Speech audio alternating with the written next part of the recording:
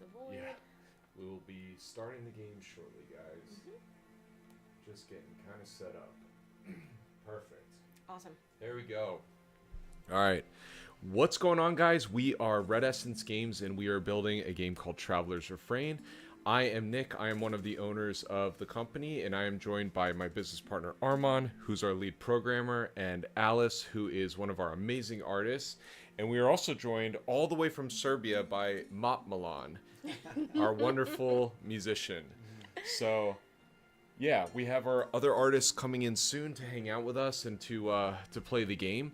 But we're just going to be sharing our demo for you guys for Steam Next Fest. This is one of the last days of the festival. I can't believe it's already been like almost a week, which is nuts. But it's been so much fun. And for anyone that has already played the demo, thank you so much. For anyone that's joining today, please make sure you wishlist and check it out. And feel free to ask us questions in the chat as well. We're always happy to answer your guys' questions. So, yeah, let's kind of just dive into it. I can do a little preface as well. So our game is about a traveling musician that he's struggling with something going on. He has lost his long lost love, and he is trying to get back to her. So he finds this forest that has magical properties. It's a shape-shifting forest, and he in this forest he finds bunch of robots, he finds a bunch of monsters, he finds a musical instrument, which is the main combat mechanic of our game.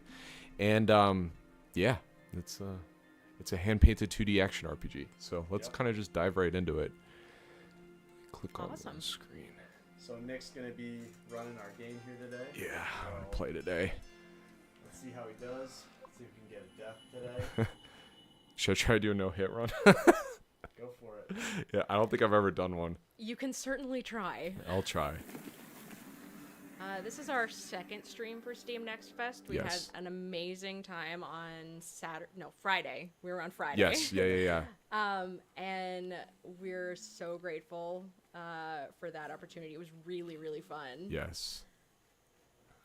Yeah, we have Alice visiting us from Cali. Yep. And she's been here for the last couple of days, so she was able to join us on Friday and hang out this weekend. So yeah, we had the opportunity to go play arcade games last night, which was fun. We are huge gamers ourselves, so it's always a good time hanging out with other people that play a ton of video games. So yeah, our voice actor, by the way, is Essinger. He is a touring musician himself, and that was one of the things that we really wanted to do with this game is work with musicians to bring our characters to life. And they've done a wonderful job, and we've actually got 3 out of the 4 we've cast so far in the demo. So if you guys are into metal, I'm sure you will have heard of some of these voices, but we'll kind of point them out as we get through the demo. Searching for a way back to her. Cool. I was eventually guided to this place. What you can do too is just put the tabs next to each other so we can just see them. This wonderful, magical, despicable place. As I stumbled through the darkness of that forsaken forest. Okay.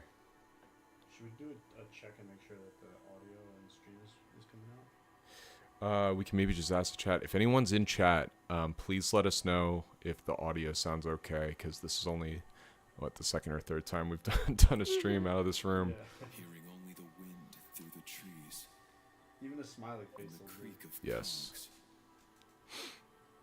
I remembered a forgotten song. So as you can see, Traveler's our main character, by the way. He's narrating these events, and you get to choose how he feels in that current situation. And I'll make, let's pick nostalgic song today, and you guys will see in a bit how these choices affect the gameplay. I've seen markings like this before. Something feels off. My head.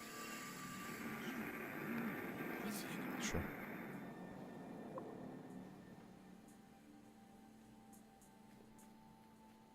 The machine in the tree. You guys will see the machine shortly. Yeah, we have a pretty chunky demo. Yeah. This is chapter 1 of 4. Mm-hmm. So you guys really get a good taste of what's to come in the full game.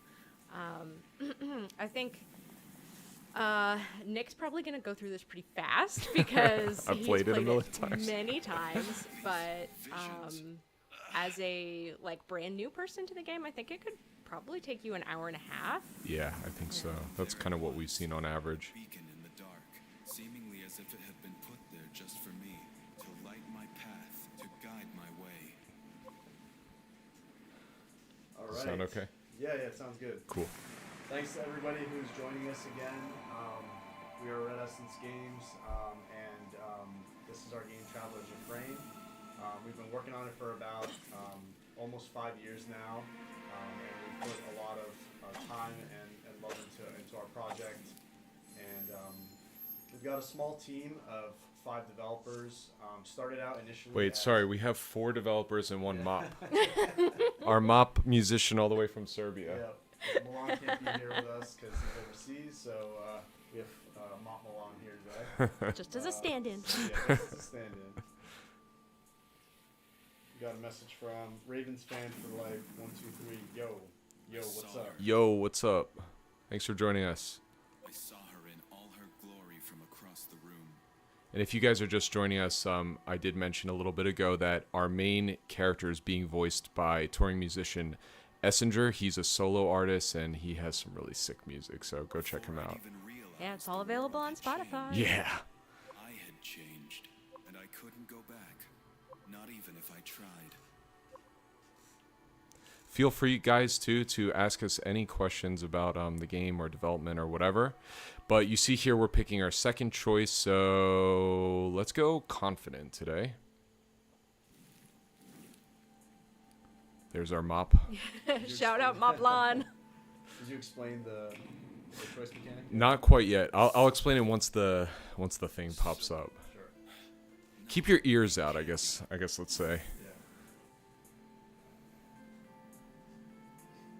So, yeah. As you can see, every frame in this game is painted by hand by our artists, Cold sweat who beating take and an draped exceeding down my amount neck of as the time ground to began just to sit rumble. down and make everything look beautiful. I heard the So, snaps of twigs all and the these groans of animations you're tears. seeing, there's hundreds for just the player. Yeah. There's 1,000 Hideous creature. frames. I gotta sit down and count, man. But we might be pushing. Yeah, we might be pushing 1,000 frames. So it's taken a lot of work, and we're really happy with how the game is looking, and we're excited to show everybody what we've been working on. Yeah. My background is as a concept artist and illustrator, so when Armand and I started the company years ago, it was just me, the artist, him, the programmer, and we were kind of just like, well, we might as well just use my art style because that's what I know best. So, but what's been awesome is obviously we've partnered up with some other awesome artists like Alice and Paloma coming soon, and what's been really nice is they both kind of have a similar style to me as is. So Alice has done a lot of our UI work, and and Paloma has done, well, you've done a lot of the environments at this point as well, and same with Paloma. So I've been kind of tackling more of the animation and the character stuff, and they've been doing a lot of the environment stuff. And I do want to shout out early on, we had another artist, Diego, that helped us kind of build out a lot of the framework for our environments as well as the visual effects and shaders in the game. Some of you may have played his game. It's called Aqua Lungers. It's Yeah. on, Switch and Steam. Steam, yeah. It's a cool multiplayer game.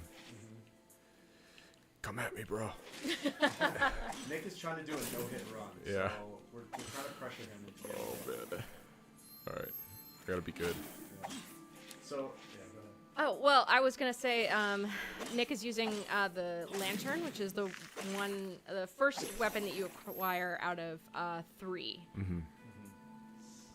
Yeah, and we specifically built all of our weapons to not only have combat properties, but also environmental properties. So obviously it's a lantern.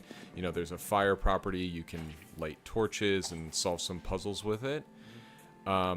And we just thought it would be cool to be able to switch between these weapons. You'll see you get a second one later on in the demo. And yeah, you kind of have to switch between for based on the combat scenario as well as the puzzle. And then if you guys missed my introduction earlier on as well, our main combat mechanic is a magical instrument, and we will be getting that at the end of this chapter, coming up pretty soon. But basically, he casts spells with his instrument.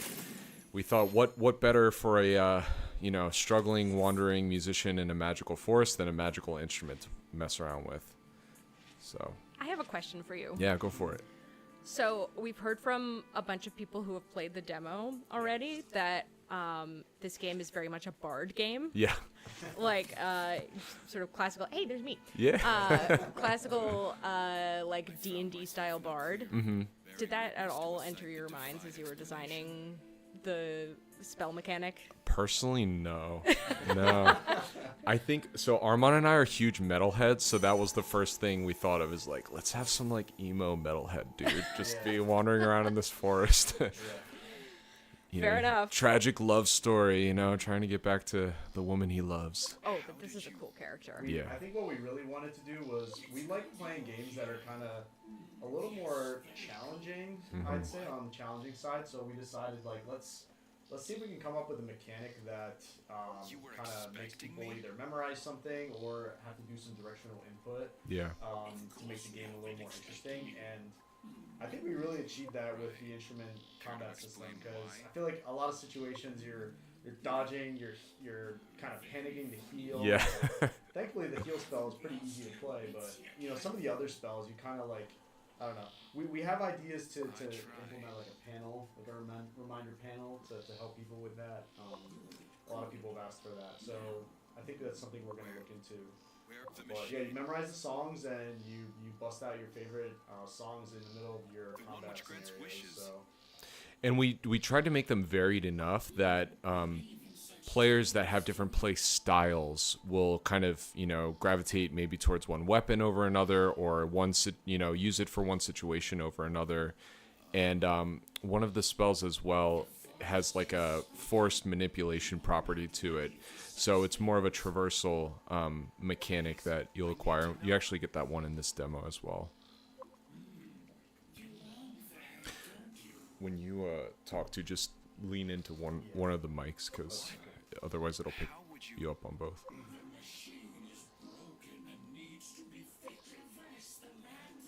Yeah, so this is the machine in the tree. Very mysterious character, which is also voiced by Essinger. Which is also voiced by Essinger, yeah. Hey, drop a comment in the chat if you know Essinger, Yeah. The artist. I was reminded of how I felt before her so long ago. Alright, let's be cowardly.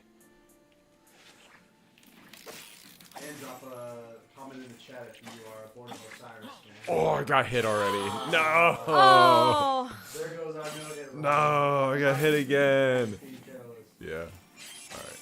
There you go. How do you guys feel about the aggressiveness of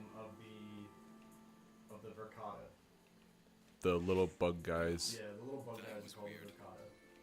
The aggressiveness of them? Yeah. Do you feel Are you asking us specifically? Yeah. Wait, My fellow devs. wait, really quick. I do want to mention. So if you guys saw, it said now playing blah blah blah blah blah, all my choices. Basically, the choice mechanic, especially in the demo, builds the song track that you're playing to. So you start out with like a smooth, kind of gentle bass track, and as you make decisions, we layer music based on the mood on top of the bass track to build up a track that you'll be running around to. So that's what our choice mechanic does. We have a comment from Omen no Mikon. Really cool profile pic there. Omen no Mikon. Loving that. Enchanting world you guys have here. So. Thank you so much. Jinx. Can I not talk for the rest of the stream? No, I will release you. Omen no Mikon also says, so charming. Thank you so much. Yeah. Have you had a chance to play it yet, Omen no Mikon? Am I saying that right? Omen no Mikon? Yeah, Omen no Mikon. Also in the chat, who loves smashing pots? Because we made sure to get that in the game. Yeah. All right, so here, Traveler encounters these mysterious deer fountains, and this is where you'll be able to upgrade your skills.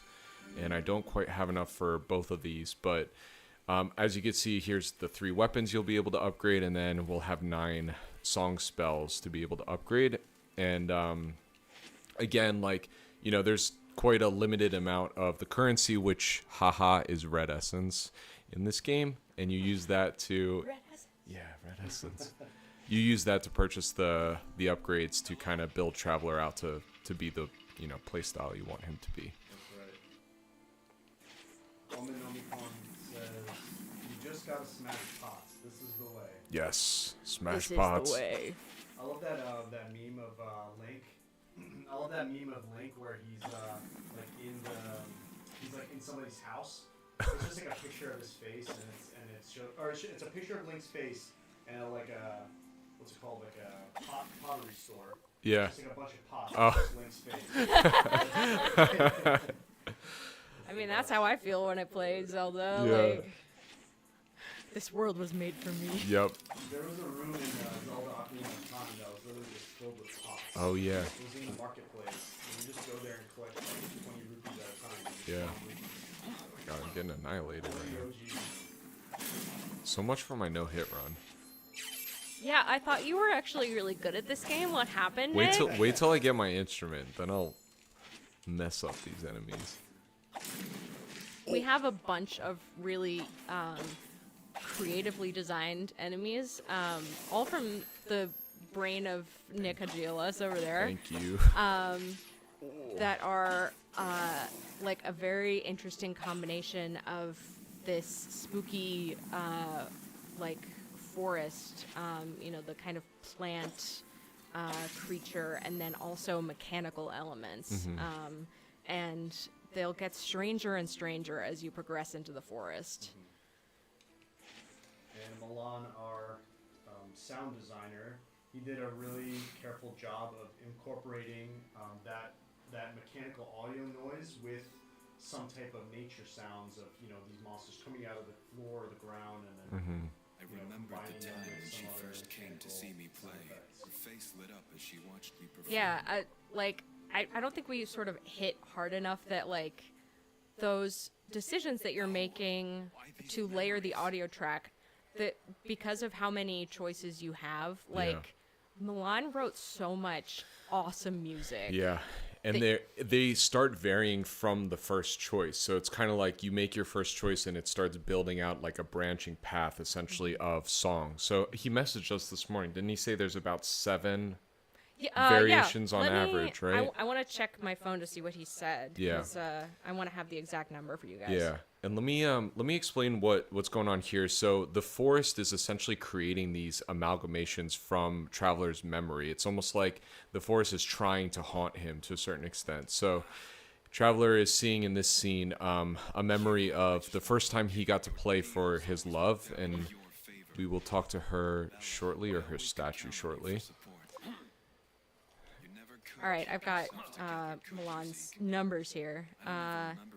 So by the end of all of the choices you make, there are 7 tracks in total per zone. Yeah. So, like, this is just the first zone. There are many more. Yeah. Sophia. So Sophia is the long lost love. And here we come up on our instruments. Yep. Coming soon. Boom. All right, here we go. Yeah. Moment of truth. Moment of truth.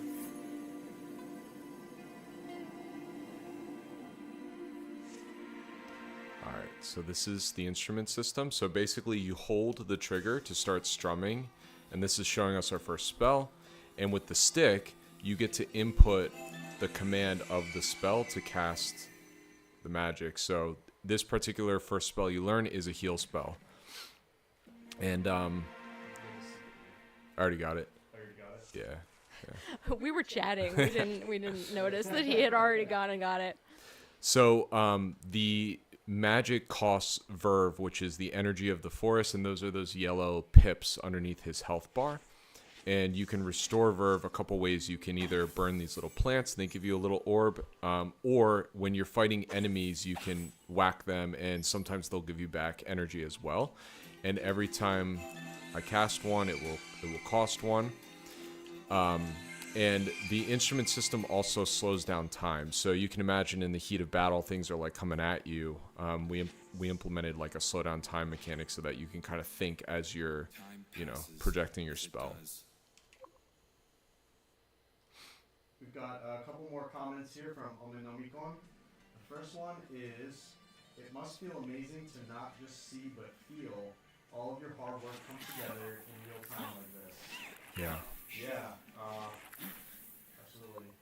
It's honestly amazing to just be on the screen and in here. Yeah. Showing the game to the world because for a very long time we were working in silence. And I mean, if you look even on our socials, we don't really have much art or anything about our game up until maybe like a month ago. And that's because we really kind of wanted to wait to show everybody what we were working on, and it's just been really exciting. So thank you for that. Yeah, it definitely feels surreal to have put the demo up on Steam and to open Steam and press play on our own demo and be able to play from the platform. Yeah. So I do want to mention we did have some last minute voice lines to get into the demo, and Traveler, to the north is the land of Nickel, who's Who is this? that? where Arperel resides. So we got Armand in. Well, We were like, There's a huge door we're an blocking indie my studio. Yes, Let's just put our own yes. voices in. Yeah. Ancients were very crafty It's indeed. fun, right? Yeah. It's just a good time. If you explore the And area, Milan did an you may awesome find job with the effects to just make things everything you need feel to open the cohesive. door. Yeah. fun. Sorry, music. No, go ahead. We have two more comments here from Omenomikon. Music is super important already. What an intuitive way to reinforce it. Thank you. What do you guys think? Should I go get a new spell, or should I do the special section before the Special fountain? section. Okay. So we're about to approach another fountain where I would go to upgrade my skills, and we got something in the demo kind of last minute that we were very, very excited to put into the demo. This wonderful, magical place. One day I asked why she loved this spot so much. She said, "There's a story behind this fountain, but I must say it's a love story, so I hope it doesn't bore you." So, let's say I was She curious. began. So this is the story behind the fountain, and we decided to do it storybook style, and our wonderful artist Alice got all of these amazing backgrounds in and these chickens, and Paloma, who's coming soon, got the characters in. Yeah, we really blitzed this because we were like, Except for his We This is a- have to get this this in. is a special thing that we want to get Yeah. absolutely perfect before the demo Yeah. release. So I think this was really like a meeting of the minds kind of thing. We just like put our heads down and got it done. And I just love it, and it's been a real favorite among people who've played the demo. Yeah. Yeah. And this is cool to watch too, because I feel like this is kind of the culmination of the three of you. family, on the other hand, disapproved And of their Milan, relationship. like I probably did the least amount of work on this part of the game, honestly. Like I think I coded this in like an hour, and then I just gave them the tools to kind of Put it together. build this, and they just kind of put I everything need to together. prove And to it them took them that I'm like a couple worthy of days, her but, love. I'd do anything. yeah, to it's do beautiful. I think Okay. this is one of my favorite music tracks Milan did also. Yeah, for sure. Insecure, the young farmer found his It's way like to the classic local tavern, Disney like storybook kind of thing. Yeah. But it has a bit of like a weirdness to it too, which I think is very indicative of our game. outside their village. Yeah. She won't know if something goes missing. If anybody wants to cover the vocal part of This this track, curious detail stuck in the young farmer's head. send me some guitar picks. Yeah.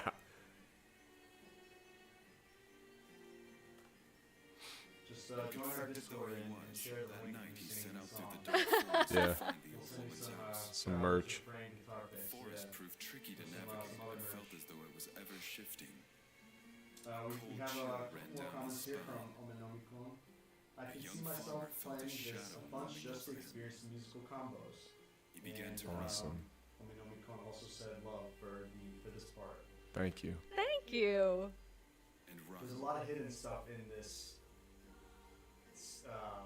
scenario that pertains to the game as well. So we'll leave that up to everybody else to figure out and interpret. Yeah.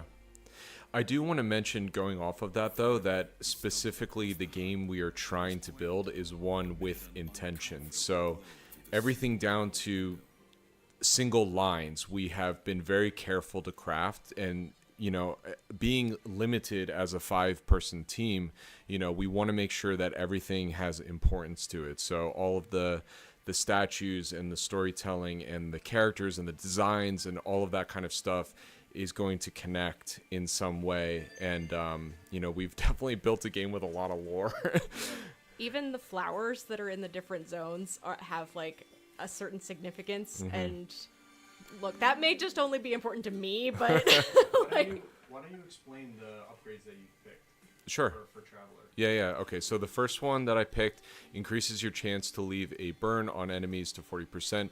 So you have a chance to burn the enemy, which chips away at their damage. So because the lantern is relatively weak in terms of its single hits, the burn is something where you can run in, whack them, burn them, dodge out, and then cast a spell to deal some heavy damage as they're kind of chipping away. And then this one's one of my favorite ones, and this was a Armon idea. So I'll show you guys how it works. But basically, when I cast, well, I gotta get hit. I'm gonna purposefully get hit this time to show them how it works. Purposefully. Got it. Yeah. Okay.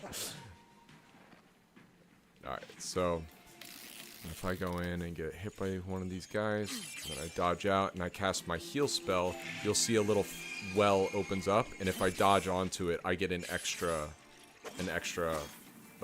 heal. Yeah.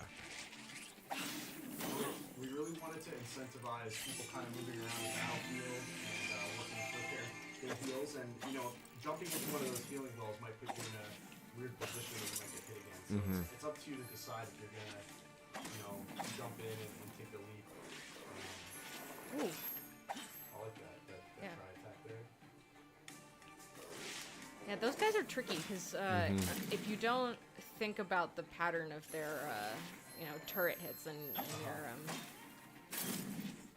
Yeah, we're obviously not building like a Souls difficulty type of game, but a lot of us have played a lot of those games, since production began, and we learned a lot of lessons from how enemies attack and how you can react to them.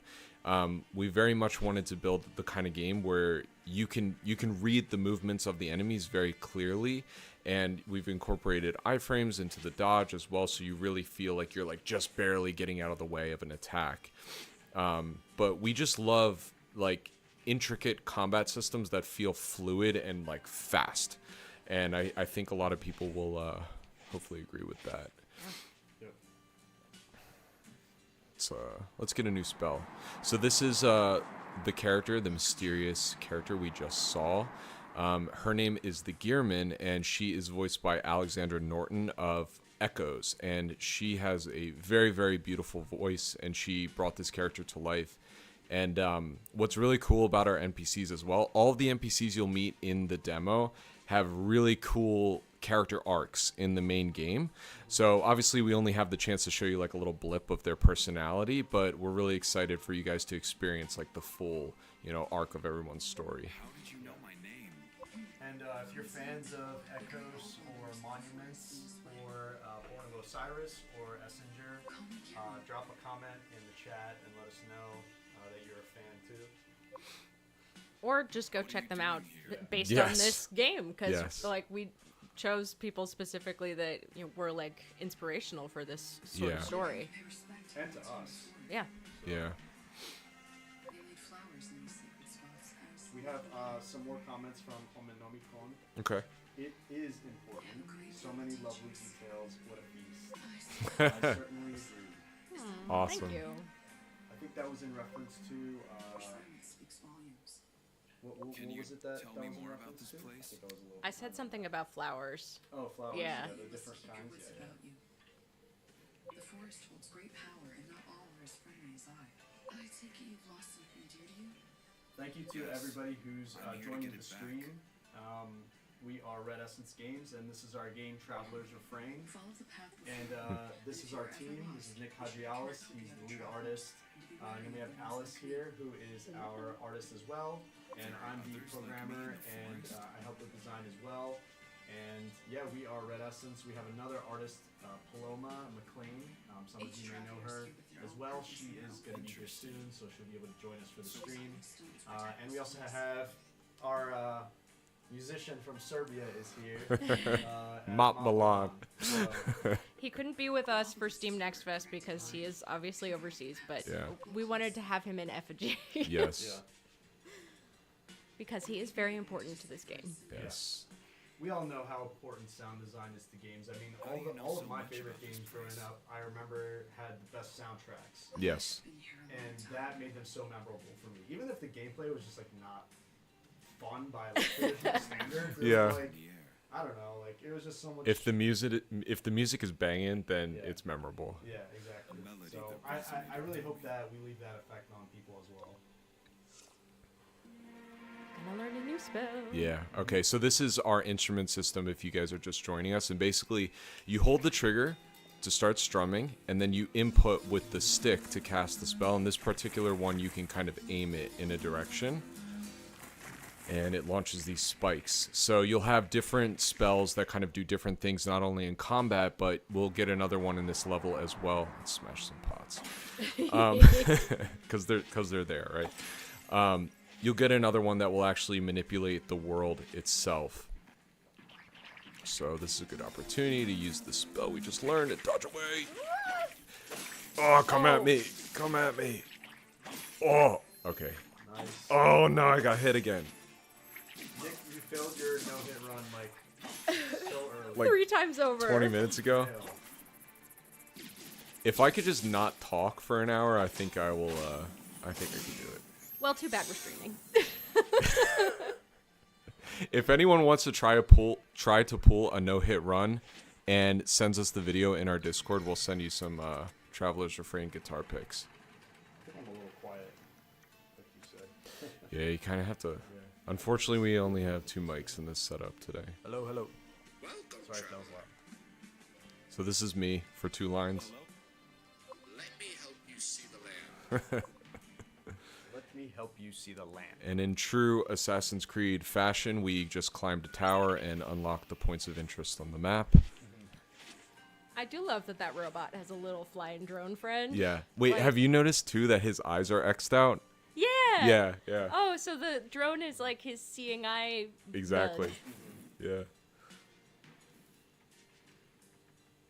Yeah, again, we've very much tried to design everything with intention. We're pulling a lot of inspiration, not only from games we loved, because we're all like really, really huge, hardcore, like lifelong gamers, but also some real life things as well. So you'll see probably by the next level or the level after, we've incorporated a lot of architecture, and we are specifically referencing like Aztec and Mayan sort of, Central America ancient structures. We just think it looks really cool and is fitting for a forest world like this. We're doing our little puzzle to open this big tree door. And then if we check our map, we've got one more little blue diamond to hit. A soothing melody pierced the air, finding its way to me. It was unlike anything I'd ever heard. It drew me in, mesmerizing. Mesmerizing. I followed ahead. All right. That's a beautiful song. Hello, friend. So here we have another one of our our people in the game. We got Alice to voice this character, who I think does she introduce her name? She does not. She doesn't introduce her name, so maybe I won't spoil it. Told me there was magic to song. But yeah, I gave the task to Alice of, hey, can you try to do an accent for this character? And she's like, yeah, I'll try. And I think it turned out awesome. So Suppose you know. Update the speech bubbles? a little while ago. I must have missed that. Yeah, bro, I did those. No, they were great. Thank you. I missed that. The little like I bet you're really ornamental. good. Yeah. parts. Yeah. I like that. What brings you here? Yeah, any music nerds who are playing the demo, playing the game, I challenge you to look really closely at the UI Yeah. because I hid a lot of like time signature stuff and like just symbology from like music theory and Yeah. like and if you can find it, I will be very impressed and I will be very pleased. Yeah. You know music theory? Yeah. Yeah. Yeah. You're a singer, right? But do you play piano or something else? I am relearning the piano. Yeah. Nice. From my mind. Very cool. Yeah, Armand and I are both guitarists, so obviously we wanted to get more of like a string instrument in the game. And Traveler's instrument is actually based on a Greek bouzouki, which I feel like I should just bring it in. You should have. Yeah. You should. Yeah, A sense of I'll go get it in a second. Actually, I can just pass the controller to you to do this sequence. I'll just go get it. Okay. We'll be right back, folks. All right, so here we are up in the sky again. We're gonna learn another spell. So this one here is called Ancient's Melody, and I'll show you what this one does. So let me just heal myself real quick so I can generate some of my verb here. You can hit these plants and they'll pop out some verb for you. All right, so this song doesn't use up any verb, and it interacts with the world. So I'm gonna go ahead and play that, and you'll see this cog here in the middle will slow down. And we have a lot of different intunable objects in our game that, yeah, I just missed it. And that you can intune and you know do these effects on them. So you just have to look out for them. There's a lot of secrets behind them if you can find them. Can you actually play, Nick? I don't have anything prepared, but I could kind of just jam for a second. Hey, I think the door is locked. Hang on, let me go let Paloma in, and then I will. Okay. Okay. All right. Our other artist is here, so she's going to join us. And it's the Alice and Armand show again. All right, so I'm just gonna finish this section up for Nick. I feel like he ran over here and missed this torch here. Well, he was talking to the mysterious lady of mysterious origin. Right. You're right. All right. So with the instrument, you know, it is our main combat mechanic. You can kind of dodge and go right into your instrument, so it's very fluid. You can attack and you can actually kind of break your what do you call it, like animation cancel slightly towards the end. Hey Paloma. It's Paloma, everybody! Should I walk behind here? So yeah, I'm gonna let sorry, I'm gonna scoot over? Fine, you're Yeah. fine. Hey, everybody. wanna play?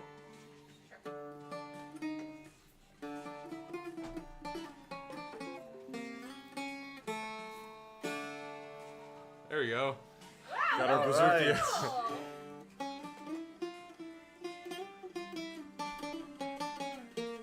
So what's cool about a bouzouki is the first two strings are an octave, and then the other two strings are doubled of the same note.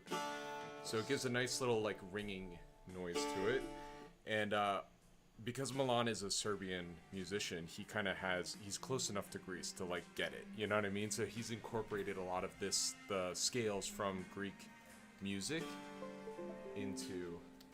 Are we We're missing a having mic again? We're having a mic difficulty. Alright, I'm gonna try not to embarrass myself anymore. But that is the bouzouki, just so you guys know. That's Nick Hagialis, the Penn State guitar legend.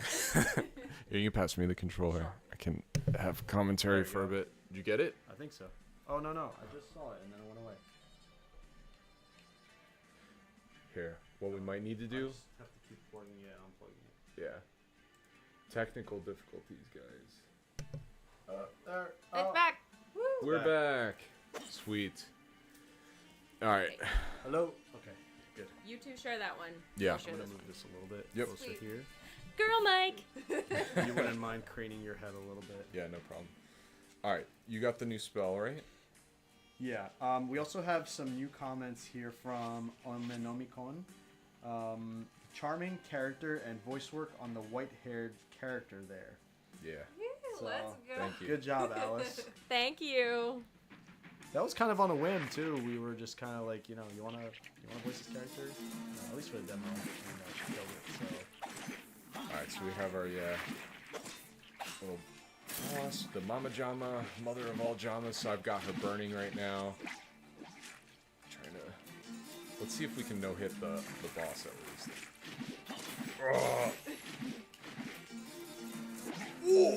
Oh, I cast it the wrong way. Oh my god. Oh.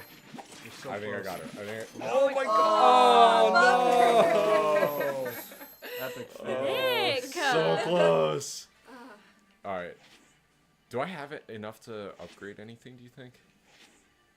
I'm just going to go back to the fountain. And You go could check your inventory. Yeah. I have 100, so I think I might have enough. That's a good idea. I never actually thought about going back from that fight and upgrading. Yeah. I just kind of keep going. There's water for you if you need it. Amazing. Oh, and I actually hearts. drank from that one. Oh, So okay. maybe So it's this one. this one. Yeah. Yeah. Sweet. Thank Yeah, you. in the red cups, it's just water. Yeah. Yeah. We're not getting crunk today. We got a little crunk on Friday, but after that. Post stream. Yeah. Post stream, yeah. Oh, what did you just upgrade? Oh, I upgraded the Nature's Impaler to the first one, which I think is the little like Why don't you show them what it does? yeah, the vines, right? Yeah. So random vines kind of whip around and have a chance to just hit random enemies on the field. What was the design change for that? Initially, we had it pop out after the spikes went down, and then we ended up changing it. It didn't feel like natural because I always wanted just more bang for my buck when I cast it, Right. as opposed to just like afterwards. So yeah, sometimes that's like a cool kind of design behind the scenes sort of thing. We implement mechanics and then obviously we play test them, and sometimes they just don't feel right. So we have to either go back to the drawing board or just sit down and be like, okay, how could we tweak this to make it feel correct? Fun has been the big Right. word for Red Essence For recently. Fun and polish. Yeah, that's true. Especially with a demo. Guys, you polishing a game in general is like the majority of making the Yeah. game, So I feel true. like. Alright, so here we find our first totem, and when you collect the totem, we got the fox totem. It gives you an extra notch of health, and then we also have a mechanic which I will be able to show you in 1 second after I get these red essence. Haha, red essence. Okay, so what you're going to be able to do is you have these relic slots that you can slot your totem into, and as you can see, the fox specifically grants you 1 extra bonus health. So there will be different totems that do different things, kind of like more passive ability type things. And in the main game, you'll have more than 1 relic slot, so you can see how you can really kind of craft Traveler to fit the playstyle you want. I want to share my little... I know I shared it last time on stream, but I might as well. I got inspiration from the totem system because when I lived in Philly, I went into this little shop and this lady had these like little soapstone animal sculptures, and I thought they were so cool. So I asked like, what's the deal with these? And she said that there is a certain Native American tribe that used to put them in a little pouch and carry them on their person, and they believed that that animal gave them the power of the animal. So we thought, because we're especially, working with ancient civilizations in our game, that would be a cool thing for a Traveler to be able to have, the power of the fox. So here's our first little dungeon, and I should mention as well, for anyone that's played the demo, we definitely kind of smashed together lots of parts of the main game. So we're kind of throwing you through a lot of situations very quickly. There's more story and things to explore and time to learn your skills and stuff in the main game, but we definitely wanted to give you guys a very, very good taste of what you can expect in the full game with this demo. Yeah, there's more breathing space Yeah. to get used to the mechanics and like feel comfortable with the weapons as you get them and that sort of thing. You won't feel, I guess, rushed at any point. Yeah, but we still internally have made sure that in our game, what do we kind of say, like It's kind of like Every 20 minutes. 20 minutes, maybe even less. Every 10 minutes, I would think you're kind of doing something new. You're either switching between a puzzle scenario or combat or the storybook section or going to a town and talking to people. So Right. we're building diversity in terms of mechanics in the game. Things to do. We are big Zelda fans. Yes. So if you're here, I'm assuming you probably like Zelda too. If you're, Yeah. if you're joining us on the stream, Let us know in the chat who's a Zelda fan. I want to see if it starts popping off or if you guys are not Zelda people. or let us know your favorite Zelda game. Yeah, that's a good one. Dodge through that. Okay. Yeah, so you just use the ancient melody Yes. song in order to Tool made for solve destruction. a puzzle, and the ancient melody is like a time manipulation mechanic. So you'll see that a couple times in various puzzles. Yep. It'll do more than manipulate time too. It'll sort of interact with the world in interesting, unique ways a lot of the time. But yeah, for a lot of the stuff in the demo, the melody will slow down areas of the dungeon or move things around to kind of help you get around. Yep. And obviously it's called Ancient's Melody. It was a melody devised by the Ancients that affects the ancient architecture, essentially. So, all right, we're about to... Hammer time. Hammer time. Hammer time. Also, I don't know if this has already been mentioned, but if you kind of pay attention to some of the details, you might be able to find you can decipher some of the writing. Yes. All right, so now we have our hammer, which is our second weapon, and as you can see, it's a little bit slower, but we can, kill those guys in one hit. And for puzzles, you're able to swap whenever between the weapons. So you have to smash pots, guys. Have to smash them. You can swap between weapons instantaneously at any Yeah. point. Yep. So I just burned those vines that were in the way. Now I can smash through that door. Smash through these enemies. You can break this thing to get some red essence. Oh, I just dodged through it. Oh my god, I am dodging at the wrong times today, guys. Red Essence Dev here, everybody. Hey, I haven't died yet. I think it actually says hammer. Alright, so this is another kind of like multi-weapon puzzle. Oops. And knock these guys here, and line that up. I specifically love watching people play this dungeon because I feel like, yeah, it's a little difficult, but I feel like everybody eventually kind of figures it out, and Even me and my failed playthrough last Friday. No, you got it. You figured it out. I don't Yeah, even it think just we took had to me help twice you. as long. I think that's the goal for development is like, not everyone's going to get it on the first attempt, and that's totally cool. But, I think eventually with trial and error, running around a bit, understanding the environment, you can kind of put everything together. So these enemies, they're like spinning tops, and basically you can kind of shoot them at other enemies, and they can actually go through other enemies themselves and like hurt them. So we thought that would be a fun mechanic to implement. So if you ever shoot one of these, you can kind of shoot it while it's spinning into another enemy, and it would just like do a bunch of damage to it. But only with the hammer. Only with the hammer. We've That's right. built kind of like, I don't want to call them like hidden mechanics, but mechanics that you can kind of find out by just experimenting with the weapons that do special things to the enemies to kind of just like spice up the combat. Yeah, and y'all are getting the pro gamer strats from watching us. 'Cause we're giving you free tips. Yeah. Yeah. No charge. Yeah, obviously I know exactly where to go and what to do. But yeah, kind of like Armand was saying about the dungeon design and just the puzzle design, we definitely know puzzles are not everybody's cup of tea, but we felt that puzzles made sense in this world because, again, it's built off of this like ancient architecture, and we, as we said as well, we're huge Zelda fans, but we wanted to make sure that the puzzles were approachable, and obviously, like, you like the kind of puzzles where you beat it and you're like, oh, I feel smart for figuring that out. That So was definitely Breath of the Wild for me. yes, Those shrines, man. I actually never finished all the shrines in Breath of the Wild. Me neither. Oh, I did. I did Tears of the Kingdom, but not Breath of the Wild. Dude, you get Link's cool, like, original tunic. Oh, yeah? Yeah. The green tunic. Maybe It I'll looks go like from Zelda 1. Yeah, so this is Paloma's statue that she... Yes. I Me. just tell everyone to bust him up. for Yeah. me. We get some, like, massive heaps of red essence from this guy. Yes.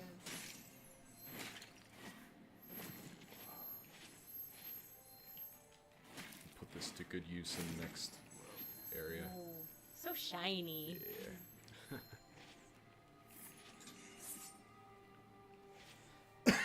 Oh, more pots. We have to break the pots. All the pots. I put the pots around, so I have to break them. Alright, so we have this vine, and we're going to try to make sure that we can clear a path for the flame to kind of run down it. So, boom. Yeah, when you first get in here, if you try to light the vine Fuse, torch, Yeah. like straight off the bat, the blocks keep it from firing all the way. Yeah. Or you can like get halfway in and be surrounded by blocks, like Yeah. I did, and be like, "Oh, what's happening?" I think you kind of like closed yourself into the path, but we did that again. We kind of intentionally did that because we wanted the player to understand that when they run around in a loop, you know, that's how the map is designed to kind of So, have you run around. So you can see there, currently, the block is sitting over that rope. And while Yeah. it's sitting on the rope, the flame will get fizzled out before Yeah. it can kind of keep moving. So we got to get the block off the rope. Here's the dungeon map because we have to have a dungeon map and a boss key. All right, let's see. Burn these guys. Get out of my way. Break him. And then more pots. More pots. Because, you know, ancient people just had pots laying around everywhere. That's right. Yeah, and those aren't valuable artifacts that could be No, worth not at all. millions, or you know, should Somebody be didn't spend hours placed- making that. It's all good. Alright. So I cleared this path.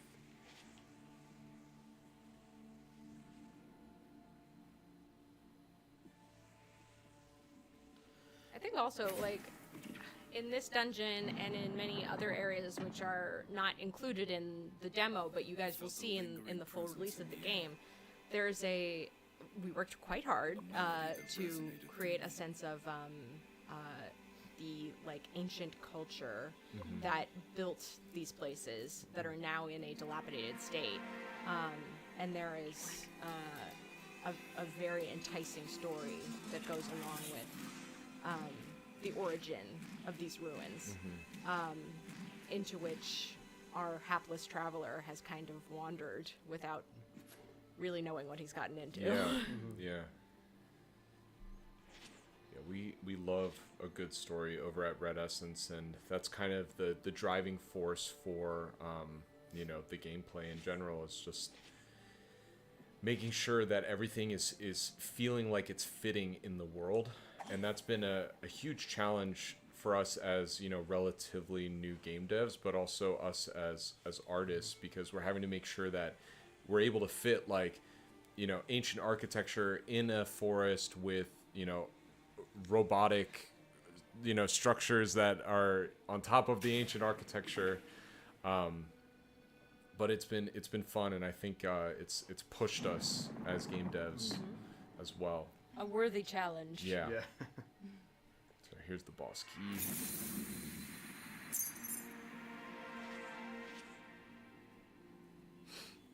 Just another thank you to everybody who's in the stream now. We really appreciate you being here, and yeah, it's exciting to be live and showcasing our project that we've been working on for, you know, over almost 5 years now. So we're really excited to get the game out this year, and yeah, and you know, we look forward to everybody trying the demo, letting us know your feedback and thoughts. Share with your friends. Check out our store page. And yeah, let us know what you think. And I do kind of want to plug too. We've been doing a weekly podcast because we're all like huge nerd game devs that have been playing tons and tons of different types of video games for our whole lives. So we have a weekly podcast where we talk about different games, and we talk about them from a dev perspective. So like, for example, Alice and I just filmed an episode this morning that will be out later this week about cities in games and kind of like what makes a fun city, because we're also making a robot city in this game. So we've kind of had to like take a lot of inspiration and analyze like, okay, what's making a city feel like it has life and things to do, you know? So yeah, go check that out. Yeah, good call. Oh yeah, Nick just picked up a new spell. Yeah. In the like corner of the dungeon. That was like part of solving the puzzle, and it made that awesome turret. Yes. Turret friend. Dodge. Iframes. Heal. Dodge into the well. Eat it. Who were we watching the other day that almost got hit by the cargo bomb? Was that you? Oh yeah. That was awesome. Yeah. That was epic. Yeah, so we're probably not gonna see Nick die in this I don't know. It's playthrough. looking grim for him. No, dude, I'll be good. I died many times. All right, but that was just to show you guys how cool the death animation is. Yeah. And I did it many times so that people who came into the stream late could see it. You could appreciate the like 25 frames that I did for that. Alright, so here's our second totem, and if you guys are just joining us, the totems are basically kind of like equipable passive buffs. So in the demo, you only have one slot to equip, but we have two totems, and I might as well just equip the ant, which increases the burning effect duration on enemies by 50%. So I also love this room. yeah, It's this so was pretty. a really fun one to work on. We spent a lot of time working on this room for no reason. Yeah, I mean, For not good reason. for good reason, but it's like we spent a lot of time in this room. We were just like, I think we went through like 3 phases of this room, right? Well, this room has a lot of significance. Yes. So Time passes. Yeah. As it does. I didn't mean like no gorgeous. reason. I meant like yeah. I don't know. It just took a while for us to figure out what Well, that room was gonna look like. Yeah, it did, because we had some story ideas that we wanted to try to implement, and also another behind the scenes thing is like, I think you helped set it up. She painted a lot of the assets, and you know, I kind of worked with you to set some stuff up, but it was very much a team effort for that. No, you guys killed it. I think I love how all the sarcophaguses are turned, Yeah. because each one of those sarcophaguses has to get drawn. I guess you flipped some of them, right? Yeah, we had a But you couple had ones to that we draw all flipped. the angles. Yeah. So we're, Entirely hand painted, by the way. Yeah. This game. yeah, there's no 3D assets in this entire game because we're crazy people, but also because we only knew 2D, so we were gonna just roll with Labor that. of love. Zeromus says, Oh. "Let's go." Yo, what's up, man? That would be my brother. Yes, thanks for joining us. Nice. One of the fates. So we're back to the robot in the tree, and it's kind of explaining the objective, which is to find these 3 fates, because if Traveler finds the fates, there's a possibility he might be able to get back to his long lost love. So Hey, let us know if you know what game Zeromus is from. I don't even remember. Oh, I don't wait, know. yeah, I know. Is this like an obscure game? No, you've played games from the series. Yeah, you probably haven't played this one. Maybe. I don't know which one. You just have to play all of them until Oh you find gosh. Yeah. It's a lot of So worth it, though. For me, it's like, man, I need to cool down after turn-based games for a while, and then I just have an itch to play another one. You know, Yeah. that's how it is for me. But then Paloma's hardcore. Any 4X fans out there? Can I get some reps?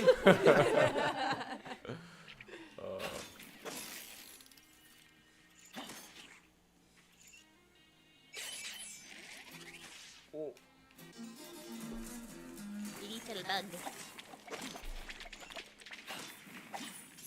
Got you. Got you.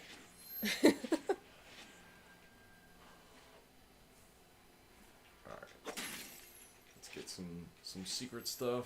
We're down here.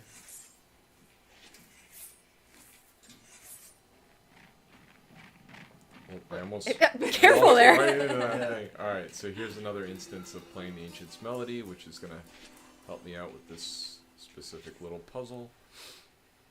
And switch to the hammer. We gotta smash pots, guys. This is the pot smashing depot. Use the hammer. Yeah, it's a good call.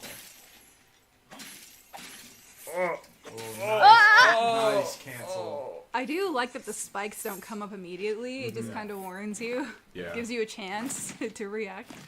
Yeah, that I think we started talking about that a bit before you hopped in, but we specifically have been really paying attention to a lot of games like Souls games that Yeah. have really good tells for their enemies. Yes. Because it just feels, in my opinion and in our opinion, more rewarding when you feel like you're actually like dueling an enemy as opposed to just like getting whacked Yes, by them. I agree. That's why I like Sekiro a lot because yeah. it's just really about learning your enemy. Yeah.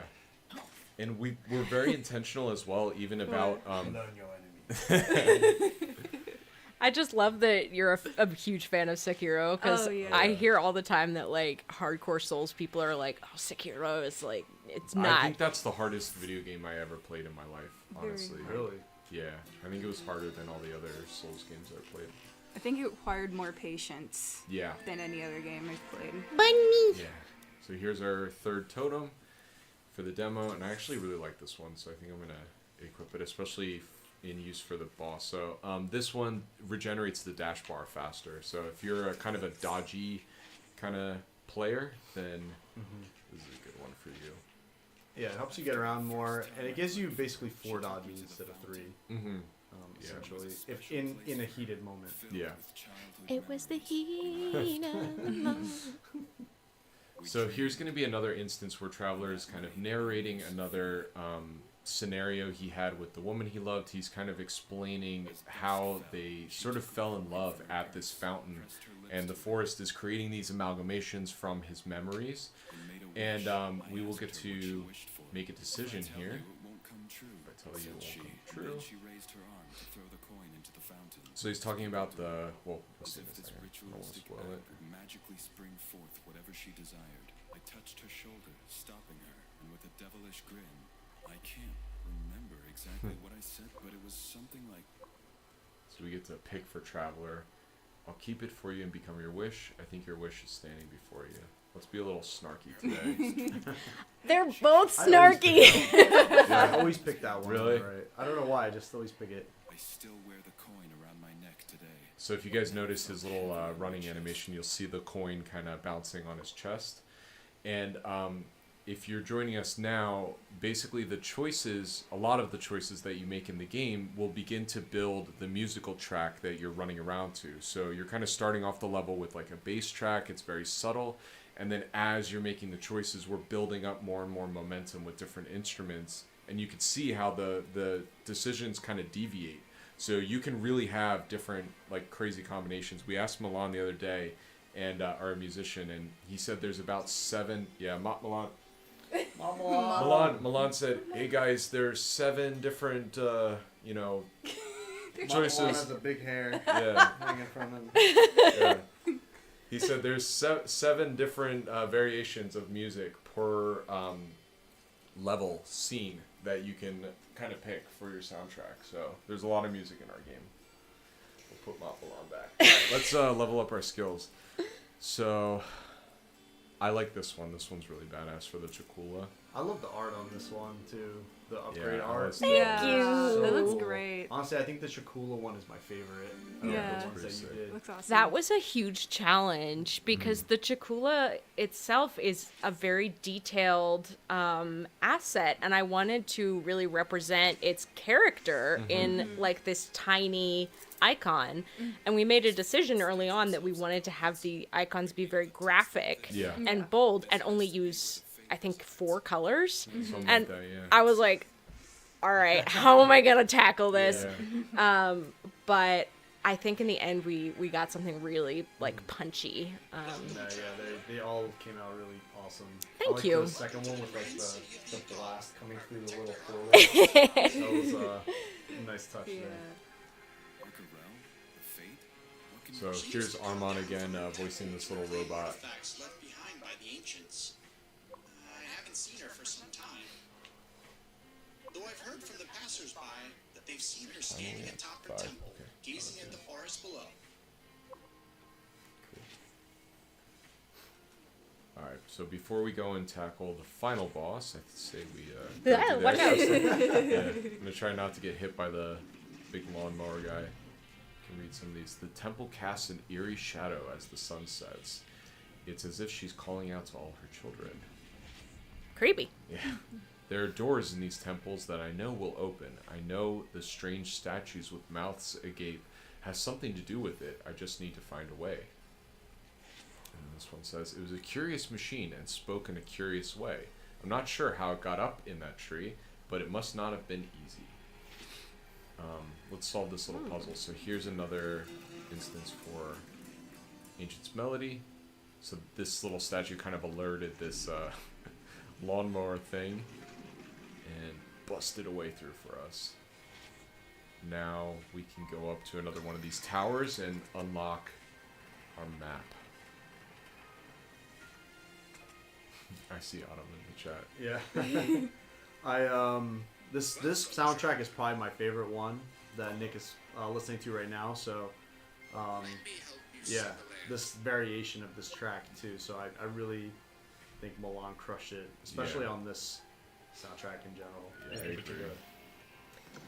We've actually had a lot of requests from people to like make the soundtrack, like the audio, available on Spotify or some kind of music streaming, whatever. And like we're definitely looking into it because we want to be able to share the brilliant music in this game with more people.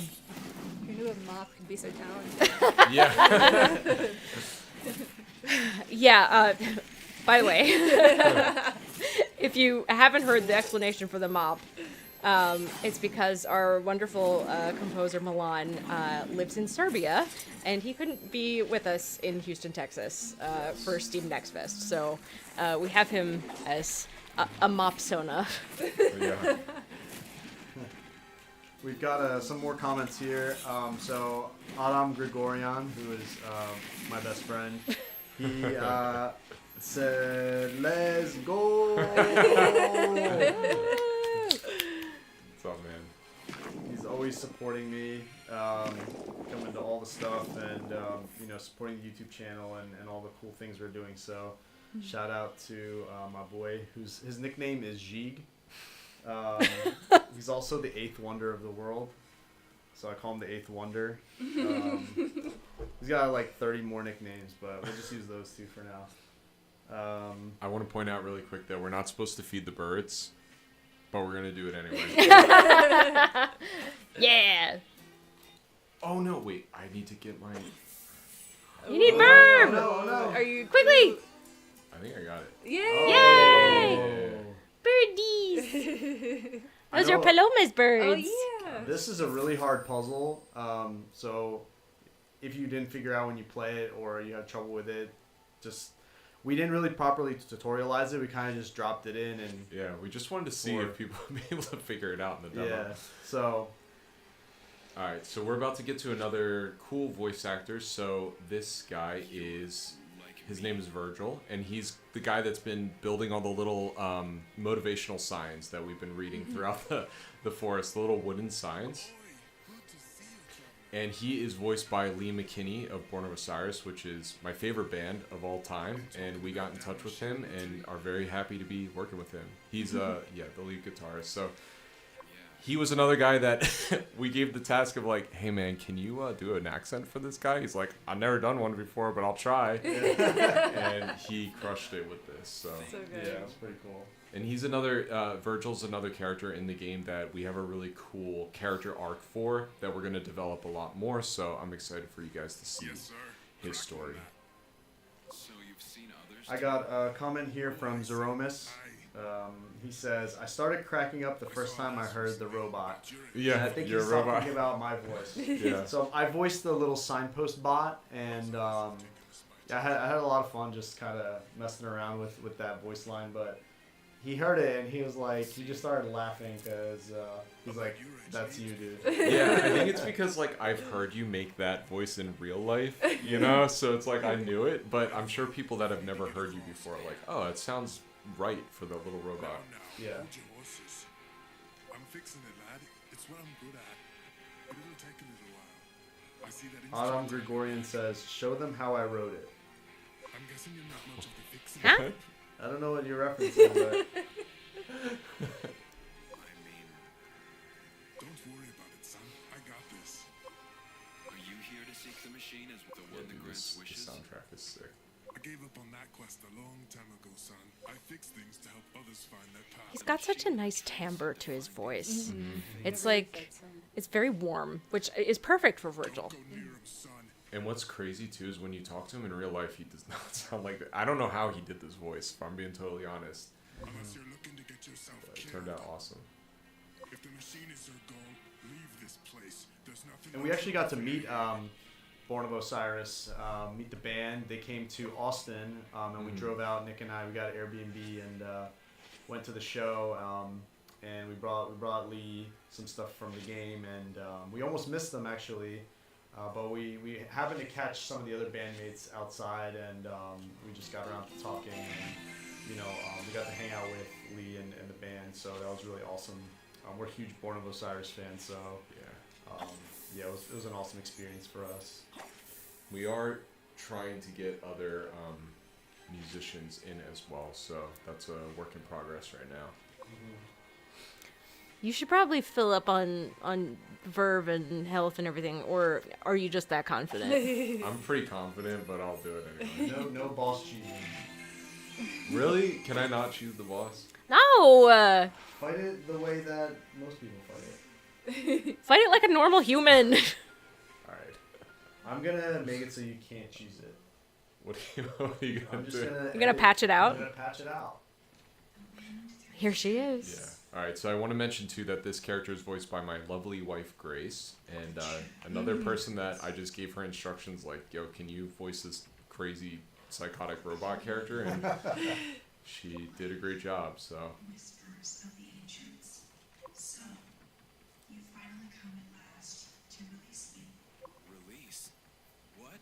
No. Please, I'm just looking for a way back to the woman I love. I need to find the machine. The machine. You seek that path, do you? That is how you would find your lost romance? Very well. Your journey is one of shadows, traveler.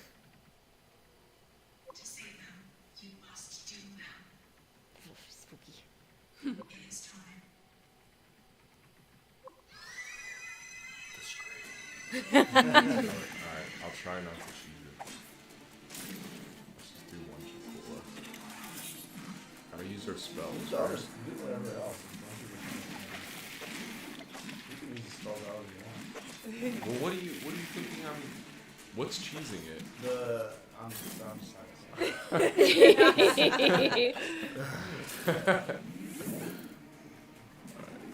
Adam Gregorian asks, is there any anime inspiration in the game?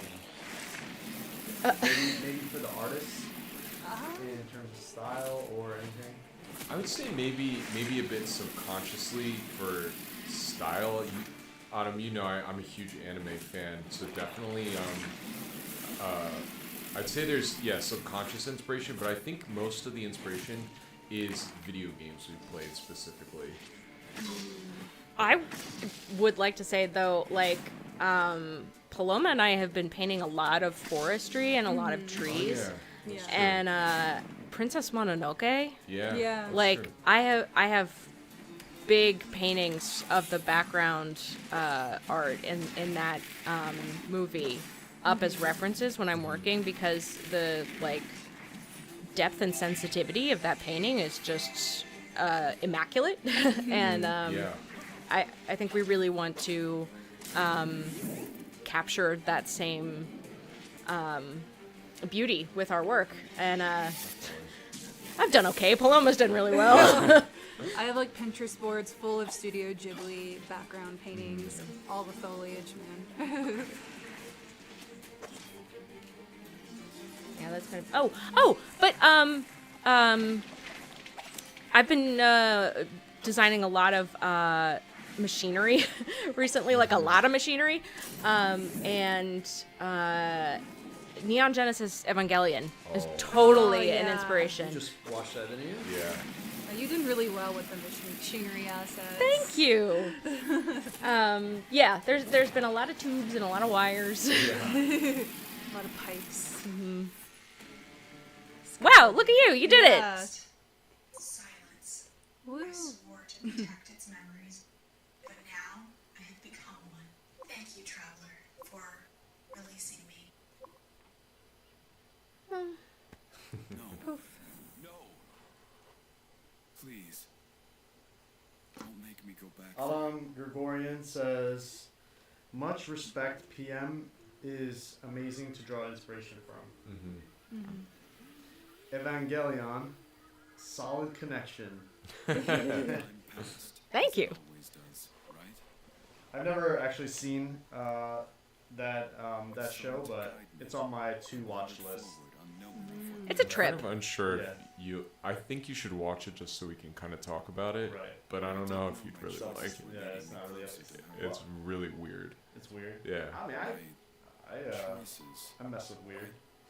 You know I do too, but if I'm saying it's weird, then it's really weird. I think it's weirder than Drakengard, dude. Dragon Guard's pretty weird. Yeah, Say It's something. weirder than Drakengard. I think so. I don't know Yeah, if that's especially possible. if you watch the movies, you're just like, what am I looking at right now? I didn't do anything Oh. wrong. There was no other choice. I will get What back did to I her. say? Says that pillar is in the way again, or support bar. Oh, yeah. Which one is he referring to? When the flashback happens at the very end. Oh, right. When the Made it to the character credits. flashes back to Yeah. the tavern. Sweet. So that's Well our first done. playthrough. I think we'll at least do one more, right? What time are we at? Yeah. Can you refresh this just to make sure we're still running on Yeah. on Steam? Yeah, we're good. Sweet. Paloma, do you want to play since you didn't get to Yeah. play on Friday? Yeah, for sure. Switch with you. Okay. Are you able to get out? Shuffle around and just. I'll squeeze through. You're definitely not gonna be able to get in. We'll be right back, folks. Bring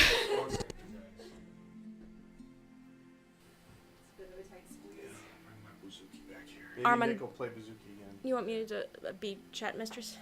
Sure. Okay. Am I gonna be good with it? Long legs. I know the feeling. Lefty guitarist coming in. Yeah.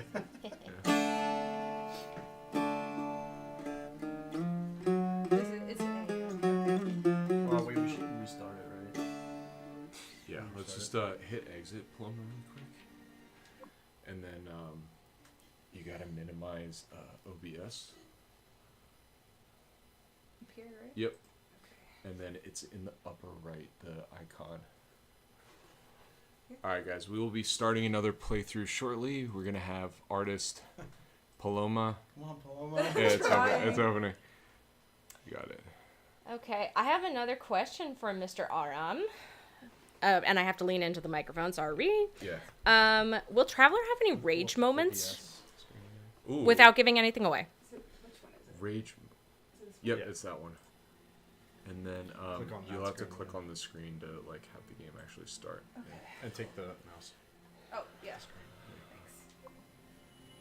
So rage moments. I don't want to spoil things, but let's just say Traveler definitely goes through a roller coaster of emotions in the game. So you can definitely expect variation besides the emo-ness that you see from the demo. So Yeah, this is not an easy journey for this character. yeah. And I mean, it's not going to be traumatic for players. I don't think, like, It might be a little bit traumatic for players. We'll see. in a good way. In I a mean, good like, way. we're not gonna have to put any labels on it. No. Not traumatic in that way. I think it'll be more like writing that trauma that, you know, The character, the character has gone through. has gone through. Magical, despicable place. As I stumbled through the darkness of that forsaken forest, hearing only the wind through the trees and the creak of cogs, I remembered a forgotten song. First choice of the game. Yeah. Yeah. Let's do melancholy. Yeah. Cool. So for anybody who's new to the stream, we're starting our second playthrough of our game Traveler's Refrain. We are Red Essence Games. We are a small indie studio, and right now we're in Houston, Texas. And yeah, we started the project about 4.5 years ago. Actually, almost 5 now in September. And yeah, we've been kind of really hush-hush about our project. We have 5 main developers on the project, 3 artists. Nick Hagialis, our lead artist here, also co-owner of Red Essence Games. Myself, Arman Irapetian. I am the lead programmer. I also do design, and I'm also a co-owner.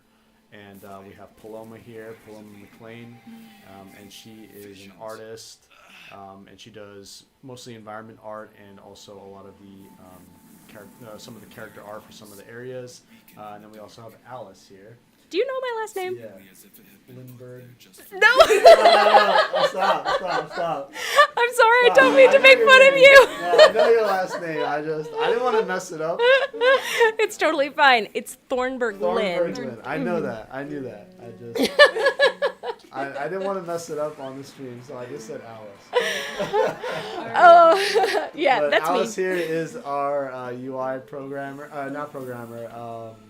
designer and artist, and she's also done a lot of the other art in the game too. So Yes. amazing work from everybody. And not to forget. Oh, Mop and not to Milan. forget Mop Milan here. So our what do you call it? Our audio guy, music and sound effects was all done by our musician Milan Kovar-Basic, and he's in Serbia. So you can go to our Instagram page where you can see his page and follow his music. And yeah, he couldn't be here with us today because he lives in Serbia, but we have Mop Milan here to take his place. Maplan. Yeah. Before I'd even realized the world had changed.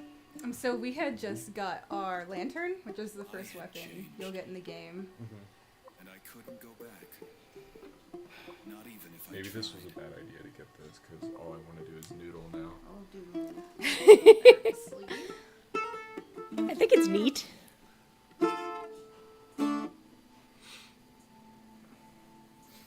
So, sorry. With each of the weapons, like, they have a combat effect. Like, you can use them in combat. But also, we wanted to include, like, an environmental effect with each of the weapons. So with the lantern, you can use it to burn different environment objects to unlock puzzles and other, like, unique things in the environment space. Emerged. I only had moments to act.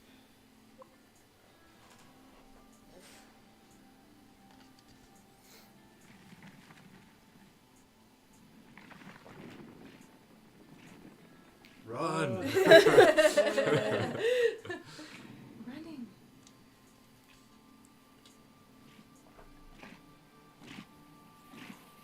Let's see if Paloma can do a no-hit run.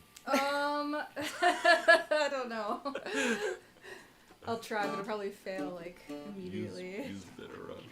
Yeah, Cody says use better run. You better run. What's up, Cody? Cody's one of my friends from Philly. Thanks for joining, man. Autumn asks, how long has Alice been a UI designer?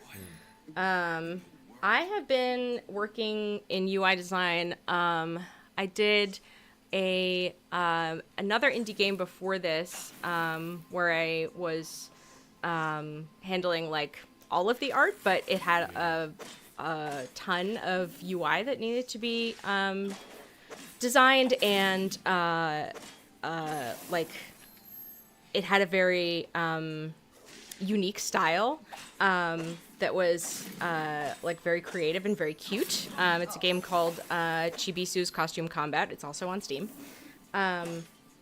So I got a lot of experience from that, and then I've been working on Traveler's Refrain for like a year and a half now. Yeah. That sounds about right.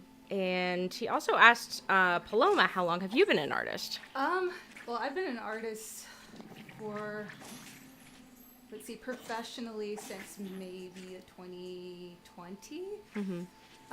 But I joined, like, this project was my first game development project, and I joined, I think, was it 2022?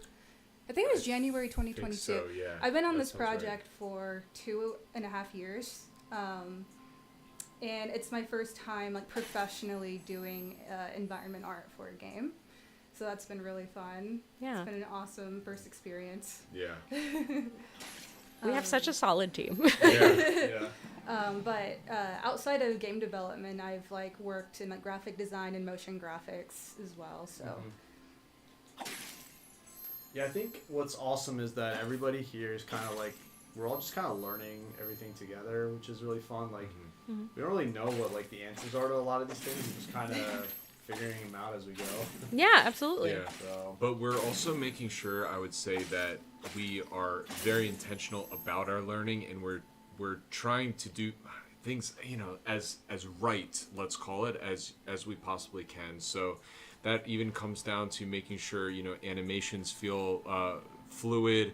We're you know, making sure the combat is feeling fun, everything is feeling tight, and the experience as a whole is very polished and pleasant and, you know, cohesive. So Oh yeah, like I think from the get-go, the idea has been like, if we're not doing this right, it's not worth doing at all. yeah. right. So like Because there's some ideas that are maybe outside our scope as a small team. So we kind of have to sit there and be like, what is going to make the most beautiful experience we can possibly make with the potential limitations that we have.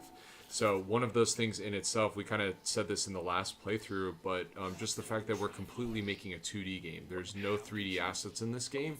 And that's because this started with me and Armand making a game, and, you know, Armand being the programmer, me being the artist, and just kind of adapting my own style to the world and the characters, and kind of doing what I knew best. And what I knew best was 2D and not 3D. So Yeah, maybe one day. yeah. yeah. It'd be a good excuse to learn 3D. Yeah, right. I've been like saying I need to learn 3D for like years now. Yeah. I've been saying that for my whole career for the past like 10 years. So Yeah, but that is another important aspect to highlight. This game is entirely hand painted, and all of the animations are hand drawn. Hundreds and hundreds and hundreds of frames Yes. of animation. yes.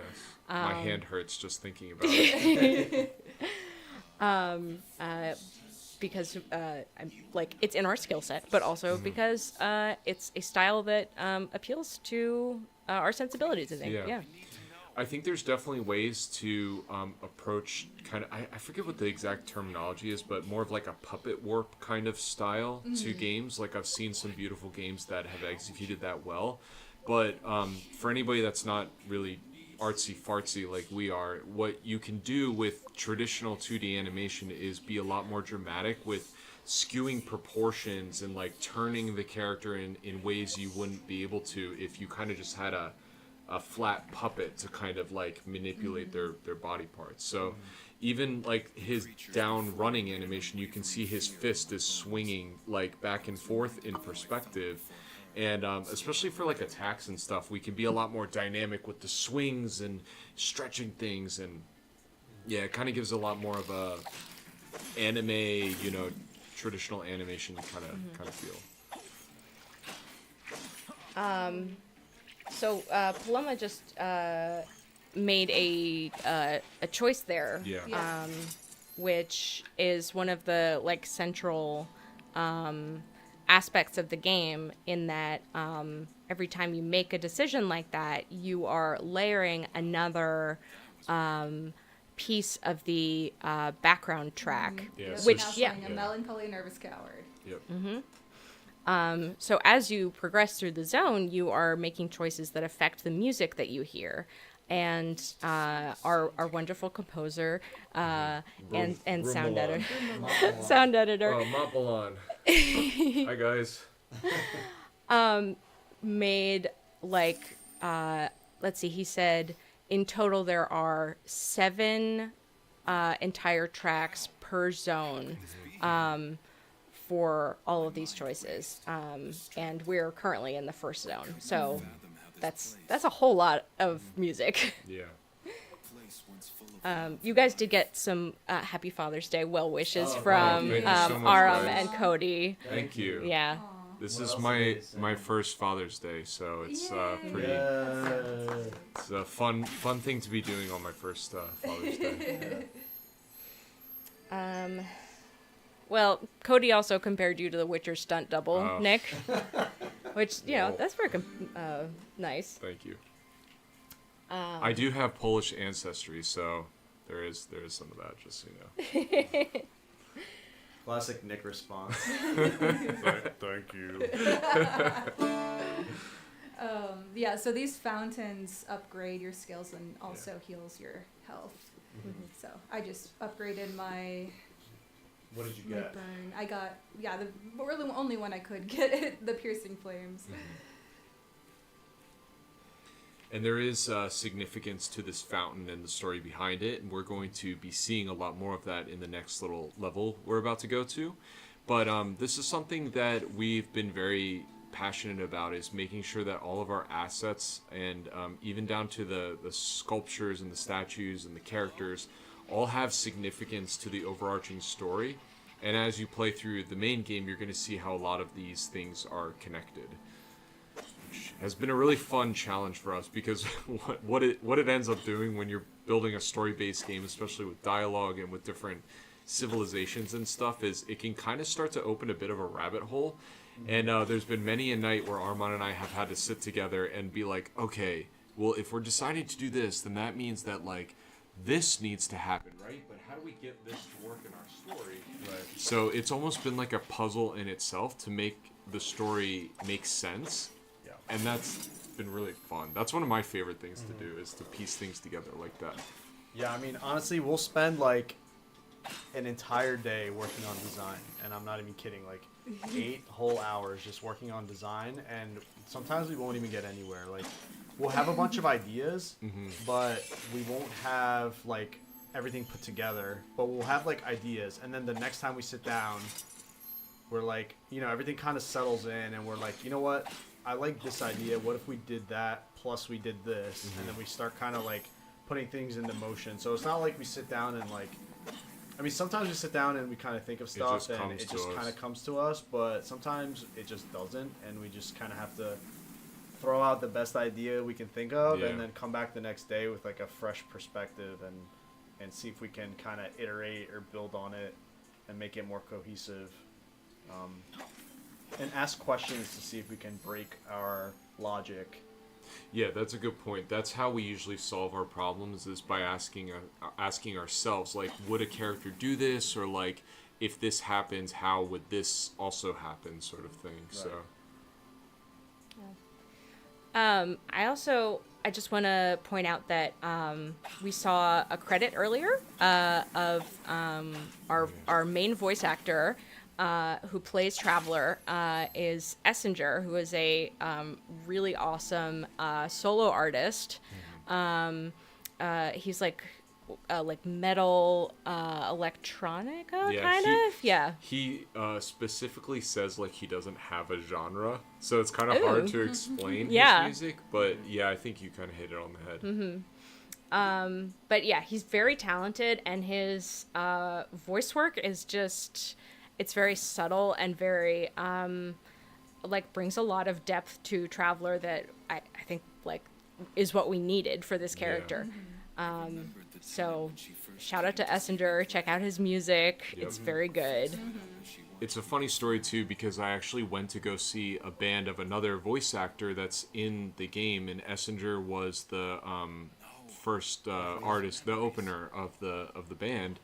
And as soon as I saw him and heard him talk in between his songs, I was like, this guy has got the voice that fits our character. He even has like the vibe and everything. So yeah, we ended up getting in touch with him, and it's always that question of like, hey man, you want to be in a video game?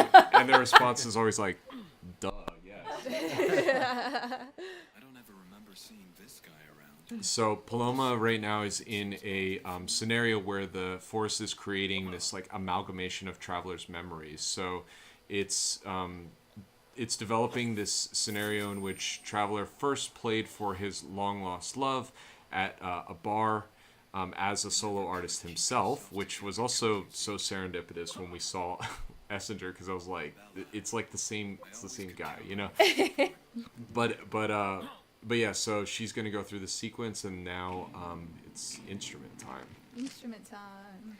The main mechanic of the game. Yeah. Yes.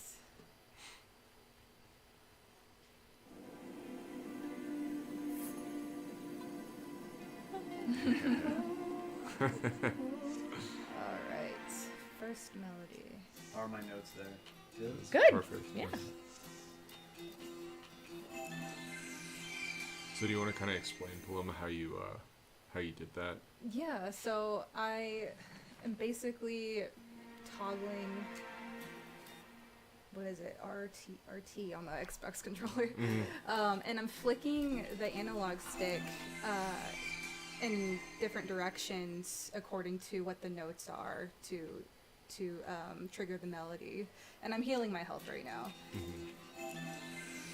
Yeah, so that's the first song that you acquire, but as you go through the game, you will pick up more. Yes. And there'll always be 4 notes, so they're like relatively easy to remember, but you can always check your song panel in the inventory to remember them. But we're playing around with having like a pop-in menu so that you can get a quicker refresher. What else was I gonna say? I think I lost it. But yeah, that's the general gist. Another thing is that the instrument system slows down time slightly. So when you're in the heat of combat and you're trying to think about the spell you want to cast for the specific situation, time slows down so that you have that moment to act. So our combat system is very much a dance of like going in, whacking enemies with your melee weapon, dodging out, and then casting the appropriate spell to deal damage. Or big damage, I should say. And the verb is the energy that you use to cast spells.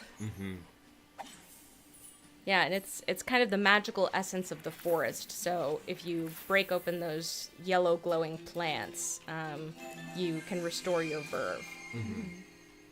And I want to mention as well, because I didn't say it in this playthrough, but his instrument is based off of a Greek bouzouki, which is kind of like a Greek guitar. It's a kind of like a 6-string instrument, but the strings are doubled up, and it gives like a nice sort of ringing noise to it. So Milana's done an awesome job adapting this instrument to Traveler. And this is Armand talking right now. This is my voice lines here. 4 things you need to open the door. Really proud of those. Yeah, they turned out awesome. Standout performance, really. He's one of the good ones. Yes. Thank you.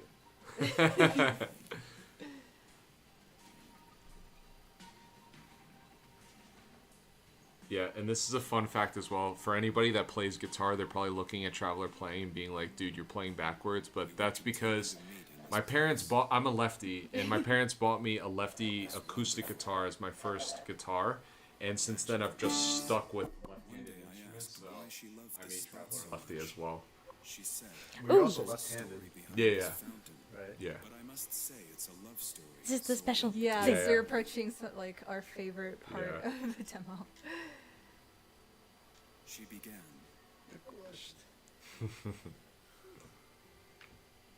Once upon a time, in a land filled with magic, Yep. Alice did the environment art in the chickens section. I did the characters.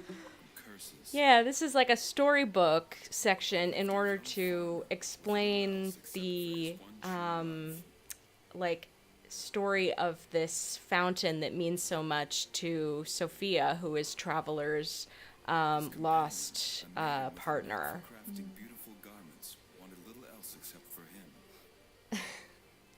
Yeah, so this is a series of storybook scenes that will be developed throughout the game as you keep approaching the fountains. You're not always going to come to one of these, but they're kind of sprinkled throughout the game. And yeah, we definitely hit a lot of little Easter eggs in these things. So again, I'm excited for you guys to see how this story turns out. Yeah. Super Stoner Dog says, "Nice chicken." Nice chicken. Thank you. Nice chicken. Nice chicken. The young farmer found his way to the local tavern, where he encountered a mysterious hooded man. Yeah, this whole section, we worked super hard on it because it was something that we really wanted to include in the demo before we released it. And we didn't have a lot of time. We had like a week and a half, maybe, not even. So we had to like buckle down and like do a whole bunch of sketching and iterating, and then like get it all painted up really fast. And Milan like cranked out this backing track, which is like so gorgeous. This thing Yeah. felt like the smoothest team effort we've had on this project I agree. so far. It's It like was great. everything just clicked. Yes. He began to run. You gotta run, Paloma. And run.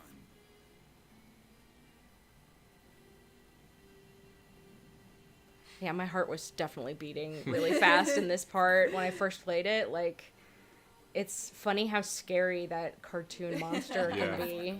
He stumbled across the hut. Yeah, this was one of these scenarios where we had this idea for this story, and we could have easily just done the text in those choice screens and just called it a day. But we were like, no, let's let the player play through the actual story. I think it makes it so much more significant. Ooh, what'd you unlock there? I unlocked Well of Restoration. So when you do your what is it, Song of Remedy, a healing. It says a healing font. A healing font opens with your periphery, healing you for 1 health notch upon entry. Cool. That's the circle on the ground that Yeah. appears when you cast your spell. So you just have to walk in it, and it gives you an extra health notch. Yeah, it basically it incentivizes you to kind of move around the battlefield more, move around in the fight, and position yourself differently. And you could potentially position yourself in a way where you get hit again. So you gotta kind of weigh the risk versus reward of taking the extra heal. I think most people will take the extra heal regardless because it kind of goes away over time, but yeah, it's a cool mechanic we designed to really make people move around more. Oh, got me there.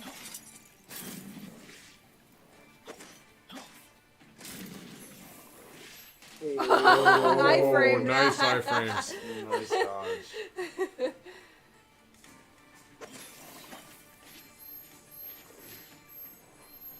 That little red essence Yeah. chasing you. That was so cute. Did they always follow you? The red essence? Yeah. Okay. We might just need to speed them up a little bit.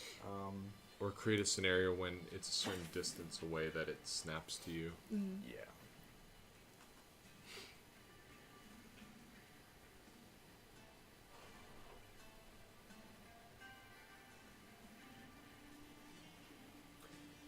I think also with our game, you might notice that sometimes the red essence might pop a bit out of the area. And I think that's one of the challenges of making a 2D game is there's no like walls really. Everything is kind of, just flat.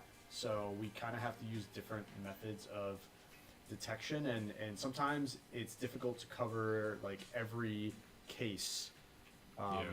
That Because we're like arises. faking perspective essentially. Yeah. Yeah, it might all look like beautifully arranged and totally 3D, but the secret is it's all just one plane. Yeah, yeah.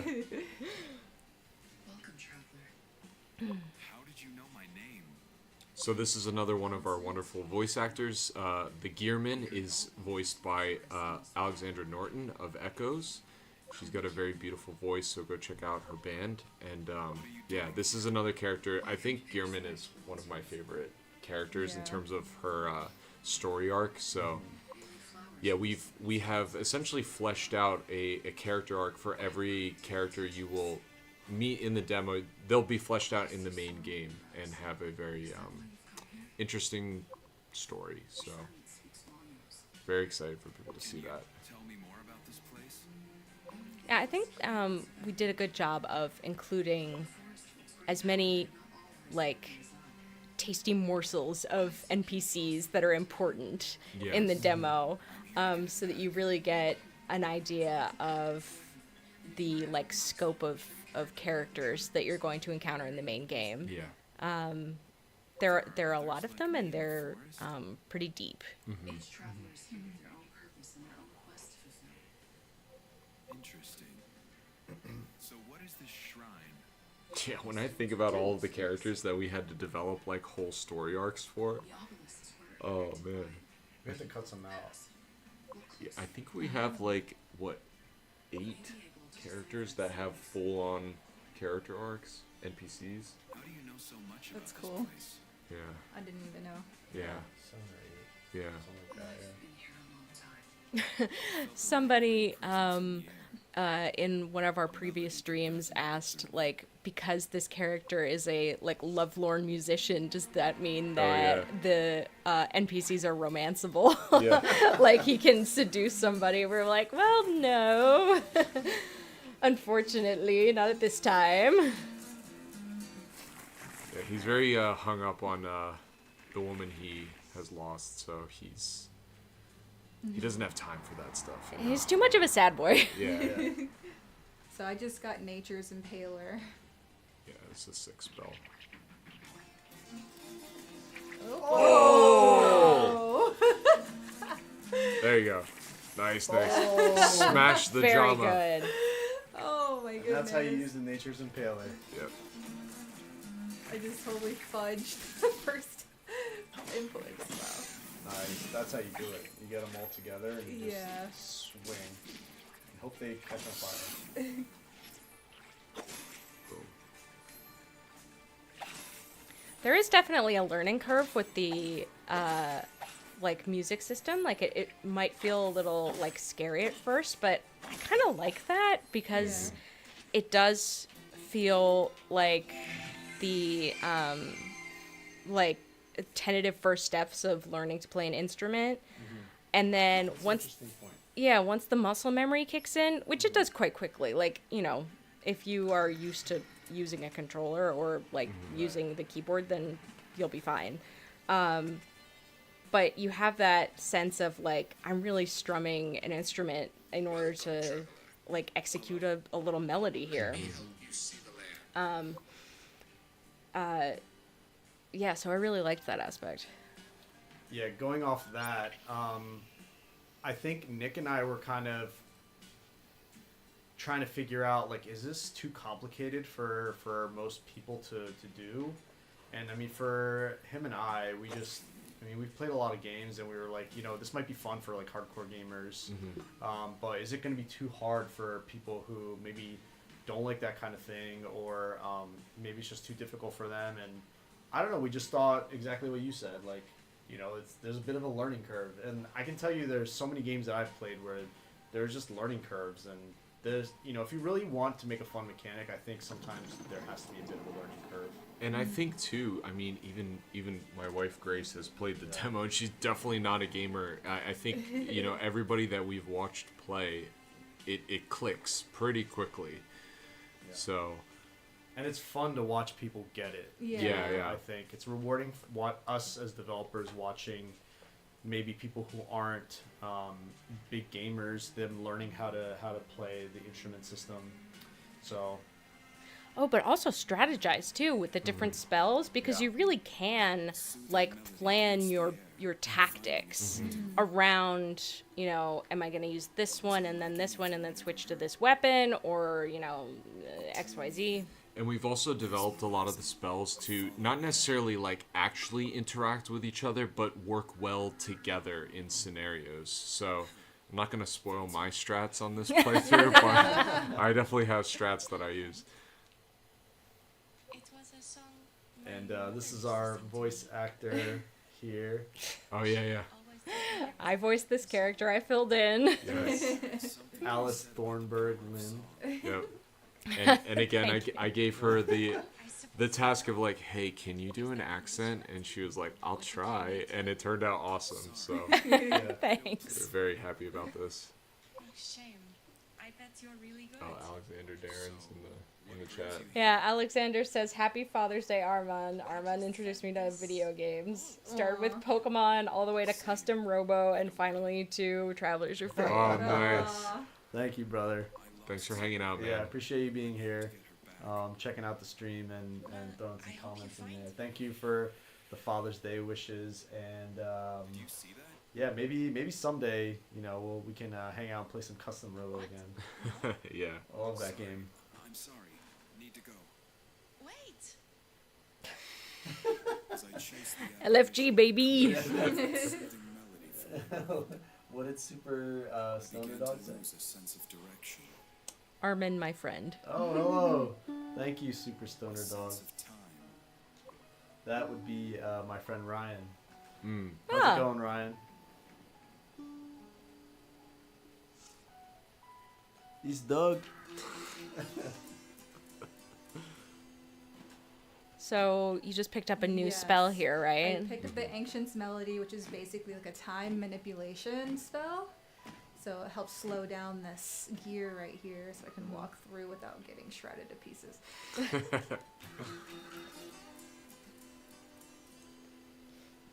Yeah, I remember back in the day when we were kids, I was like the one that kind of tried to get everybody into stuff because I was like, this is so cool, like, you guys should play it too. Like Pokemon, cards, and then I remember when Yu-Gi-Oh came out.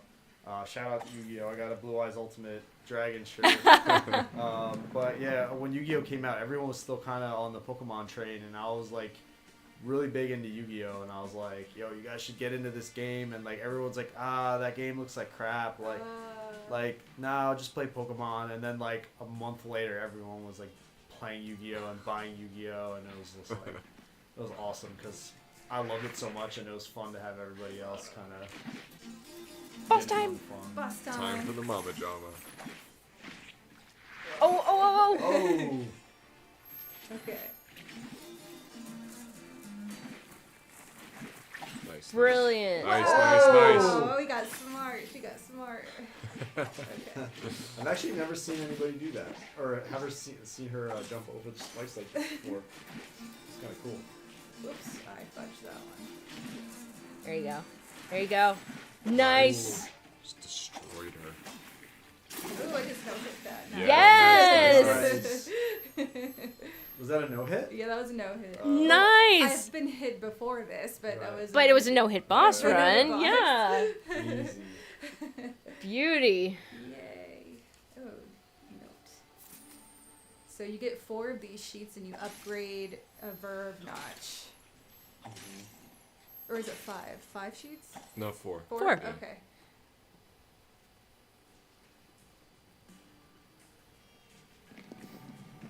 Some cryptic wall art for you guys. Yeah, there are definitely a lot of parts in the game, like in the environment and stuff, where we have little hidden secrets about the story or about the world. And Paloma actually designed a whole alphabet. Oh, yeah. yeah. And if you happen to spot any of the writing and, you know, you are brave of heart, you can take some time to decipher it. And you should. Nice. It's just a little treat. What'd you collect here, Paloma? I collected a totem, and totems are basically little power-ups. Oh, I did the wrong button. Okay. Okay, there you so the fox totem gives me 1 bonus health. Just put it in the center there, and it's equipped.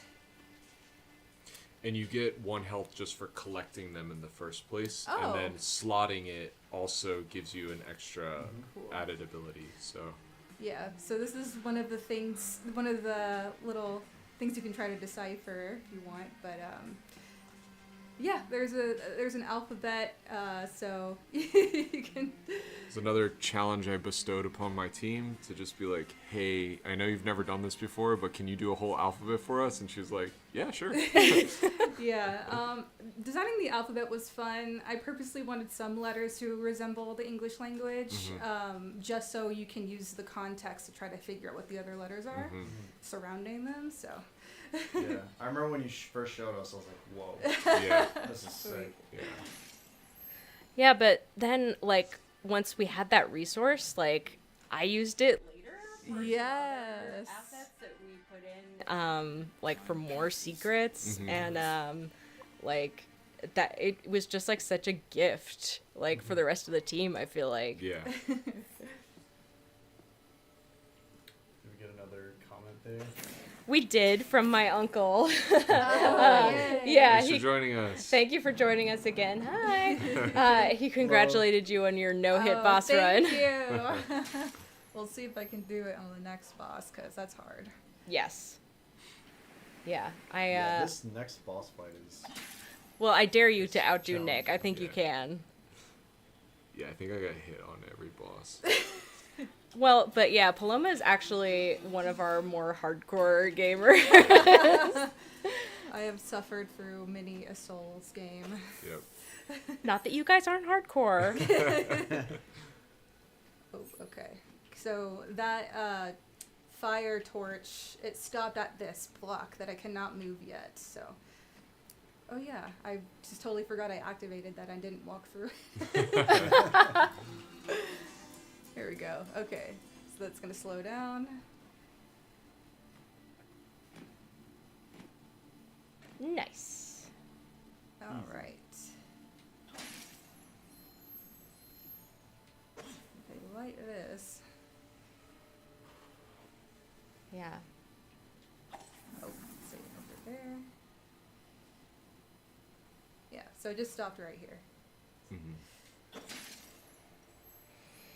Yeah, this dungeon is a great example of the way that the weapons interact with the environment, because you have to use them to solve the puzzles that are around you. Well, actually, Nick and Armand really were the ones behind all of the design here, and I think you guys did a brilliant job. It's really intricate. Thanks. I think, yeah, this is definitely one of the most fun things to do with Armand is to sit down with the, Photoshop canvas open, or I forget what tool you use to. Draw.io. Yeah. It's like a work tool. I don't know. I just, Yeah. Yeah, it's good for map making. Yeah. Y'all should talk about like the process of building a dungeon, Yeah. because I know nothing about level design. I feel like it usually starts with kind of like what Alice said, like what is our objective to teach them, and then utilizing some of the puzzles we've already, puzzle mechanics we've already made, and then the dungeon is always like the big test of the things that you've previously learned, right? So we try to develop a scenario around that as a main objective to get through. So it's kind of spoiling it, but you'll see it in 5 seconds. For example, with this dungeon, we had this idea of, okay, we have these burning vines, and now we're going to get a new weapon, which it's hammer time right now. Yeah. And you'll see that Paloma is able to not only smash through things with the hammer, but move these big blocks now. So we're like, okay, we want the objective to have this burning vine from start to finish, but now what if the blocks block the way of the fire? So then you start kind of fiddling with that, and it feels like a very organic process. Right. It's like one thing at a time, right? You get the hammer, okay, you do something with the hammer, then you kind of go back to using the lantern, and then you go back to using the hammer, and then you start kind of switching. But I think I want to just kind of, I guess, talk about how this dungeon in particular, we knew that coming into the dungeon, there were going to be a lot of hammer mechanics, but we needed to basically path the player in such a way that they can get to the hammer by just using lantern mechanics. Yeah. And they're going to try using the lantern mechanics first and realize, hey, this isn't working. Like, I need to get something else, right? Because as soon as you enter the dungeon, you hit the that first fire flower, and it fizzles out on the block, and that is an indication to you as the player, like, I don't have the right tool for the job yet.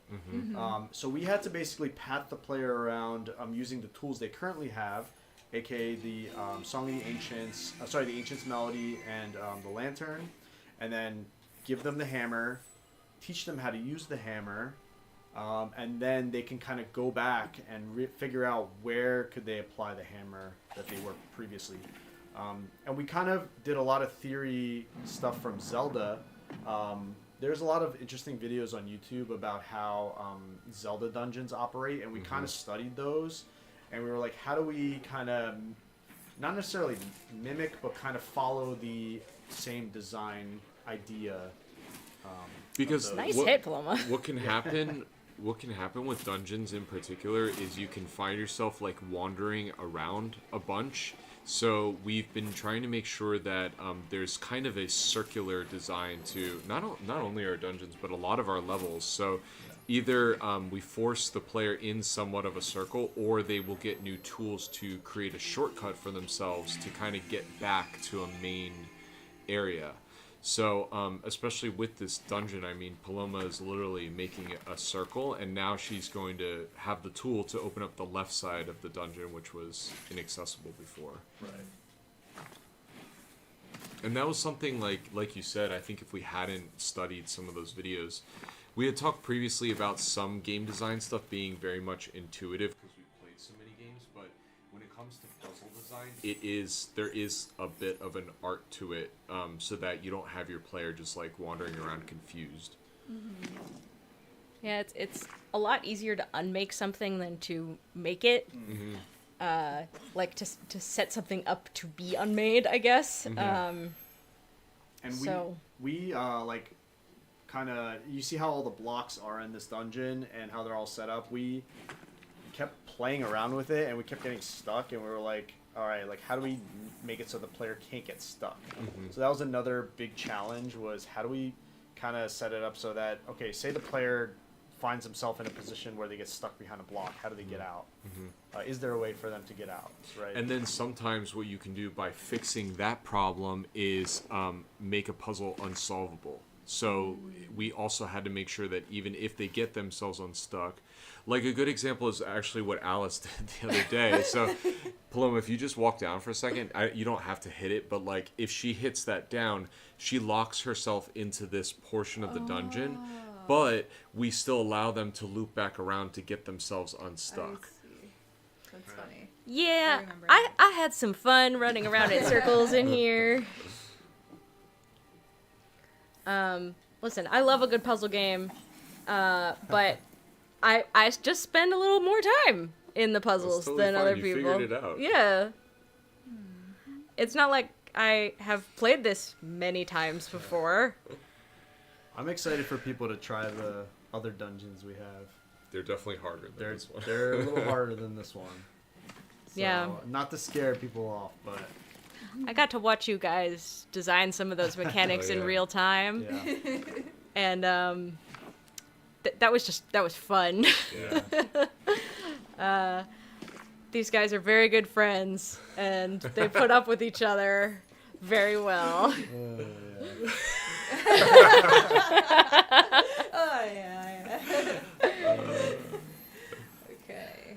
It's not always a smooth ride. It always ends up working out, though, I will Yeah. say.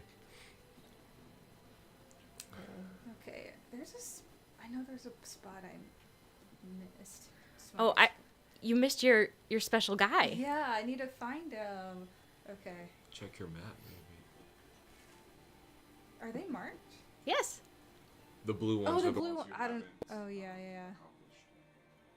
Okay. So I am the golden. Okay, gotcha. I like how you put the little ropes in the drawing too. I actually did that Oh, later. you did that? Yeah, I drew Okay. over Alice's Yeah. map. Oh, word. But Alice did make all of the maps. Yeah.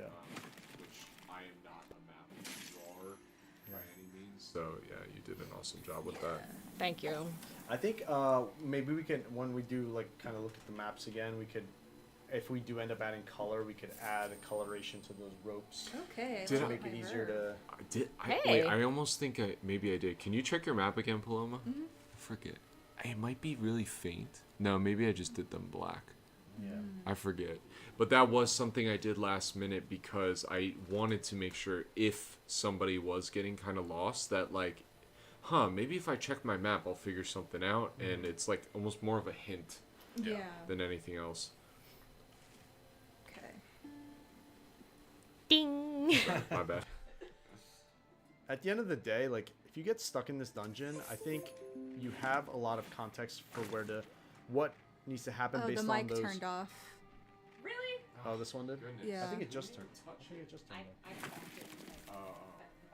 on. All right. Just keep trying. It'll work. This is like one of my favorite assets that I made. You got it. And every time you hit it, you know, it looks different. And so I had to No, make try again. every single break again. frame, Oh, no. which is really fun to do.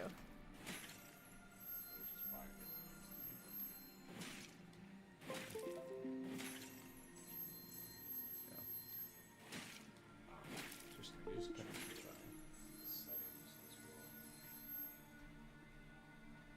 Okay. Yes. Ah. It died again. Hold on. Try again. Maybe mute it and unmute it. Okay, I think we're ready to hit the torch.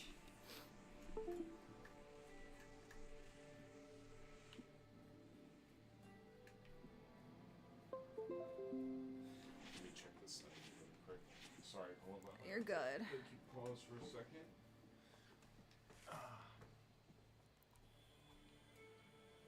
Sorry guys, technical difficulties.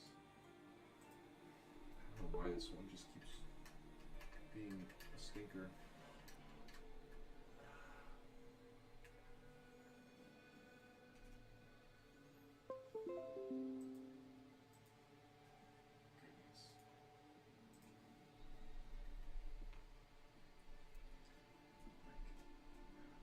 Goodness. It's cleaning it up.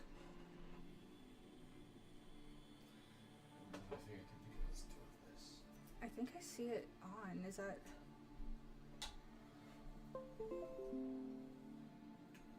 It keeps saying it's not recognized. Oh.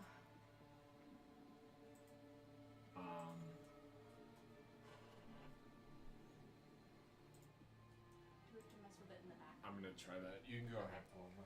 Okay.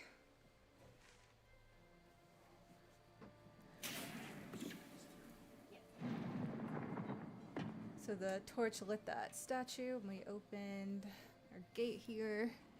I felt Found a another lingering obelisk. presence in the air. A melody And get that our resonated next through me. power, our next spell. Hold on, I might unplug.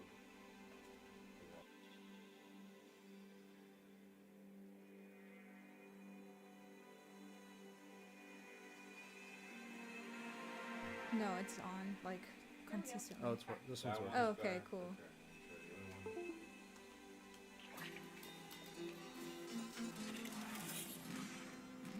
It's our little turret friend. Yeah, I'm just sponge up this table.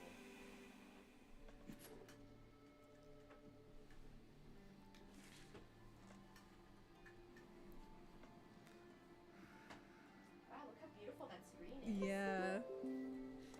Sure is.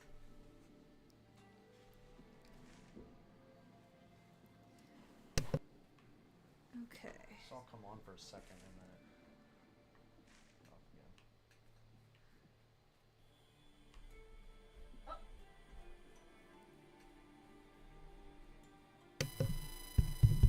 There we go. Check. Oh, now Check. that again. It used to be like.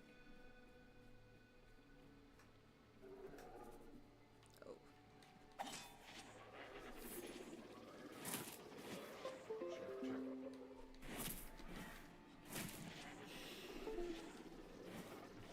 Check.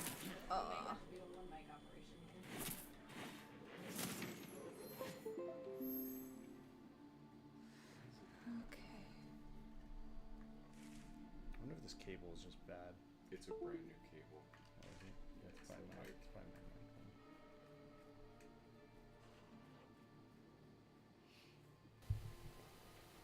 Check. It's working.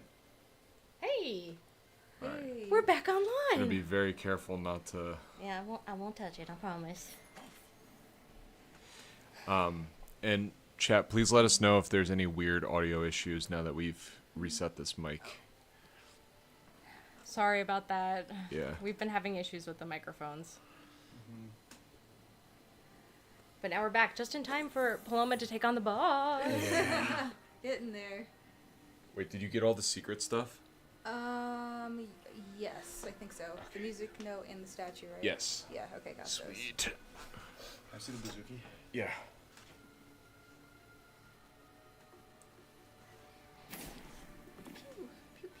Pew. Sweet.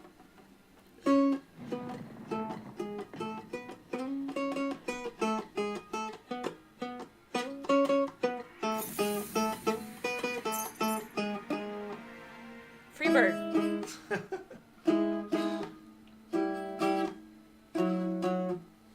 Pretty sweet.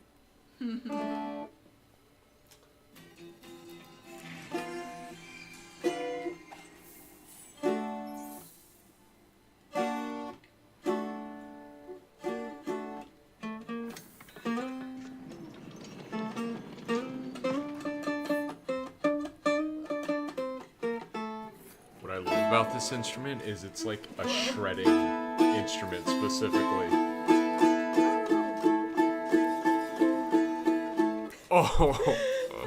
I've bugged through this like 2 or 3 times now. Nice. Good placement there. Okay, the other one. Oh man, I'm getting brutalized. Okay, let's see. Is it loud? Oh, sorry. Alright, you can be back. Nice.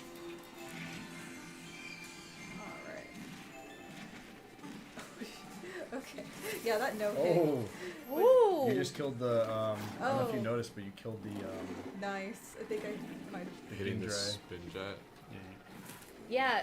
So if you are careful, you can use your hammer to knock those spinning enemies into other enemies, and like use them against each other, which is quite powerful.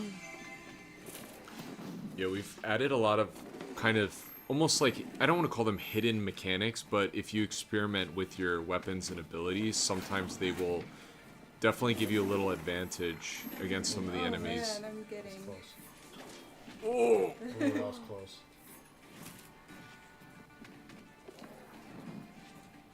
Boom. Ooh. Nice dodge. Oh, Oh, there we go. the weird dash run glitch. Yeah. Reverb. Oh. Still working on Verb. figuring that one out. Oh. Oh my god. Oh my Okay, let's go. You got it. You got it. god. Oh. You got it. You can do this. Nice. Good knockdown. Yeah. I'm gonna heal. Oh, he's about to windmill you. Oh god. Oh! Okay, okay. We're gonna be okay. Okay. Any, Sweating. Okay, Yes! cool. Nice. Good job. Thank you. Oh. nice. Yeah. Close call. That one gives people a run for their money. Yeah, it I was does. honestly getting smacked up in this fight on Friday too. Yeah, it was pretty nasty with that enemy combat encounter. I Yeah. think I first had a Cargol and 2 Spinjet, and then it was just kind of annoying. So I was like, what if I had 2 guys shooting you? And I just made it more annoying. This is annoying. What if I made it worse? Yeah. Alright. We want to test our players. We got a new totem, the ant totem. Which I think, if I remember right. Yeah, it. Did the wrong button again. Okay. A. Did we get some more Increases comments? burn durations on enemies by 50%. Torrent Chakula. I think I would. Actually, let's do the ant. Yeah. Okay.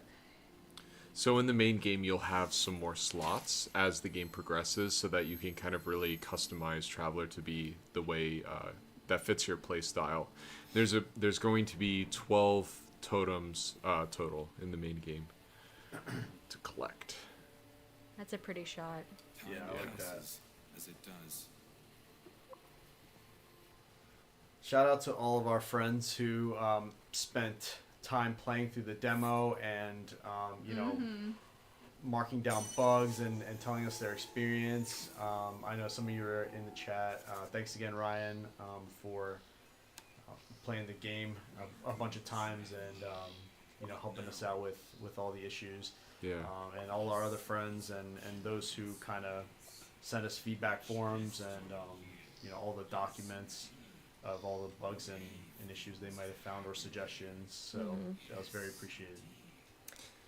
Yeah, and if you haven't already, and you're enjoying what you're seeing, go wishlist the game on Steam, where Helps you us are a watching it lot. right now.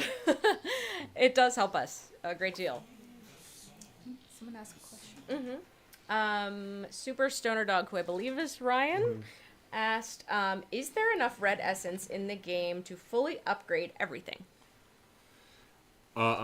In the main game or in the demo? In the demo, no. You would have to. We purposefully made it so that you can't unlock everything, because we want to ideally incentivize the player to build him the way they wanted to kind of play through the demo. But you could play through multiple times and try the different ones. But in the main game, I think we're still trying to figure out exactly how we're balancing our red essence to upgrade system. So I don't have a definitive answer on that yet. I think you will probably get close, but not fully. Like, you might be able to upgrade, like, by the very end of the game, you'll probably be able to be at, like, I don't know, 75-80% of all upgrades. Yeah. Is my guess. And that kind of incentivizes maybe playing the game again and trying a different build out or different upgrades. Or just fighting enemies and bosses with different upgrades and skills. I'm sorry, I was focused on Paloma. Did you say that you might have the ability to reset your upgrades? No, No. not reset. Oh. But in a separate playthrough, try a different build or a set of abilities that you didn't have before. Have we thought about doing a reset option? That'd I be feel cool. like there's such kind of limited. It's like it's not like there's 100 options. So I feel like we definitely set them up so that you kind of you don't have to upgrade the ones early on, but you're kind of encouraged to, and we've definitely kept that in mind as you progress through the game, that like, oh, we know you're going to have the first couple upgrades. So yeah. So probably not. Probably not, honestly. Fair enough.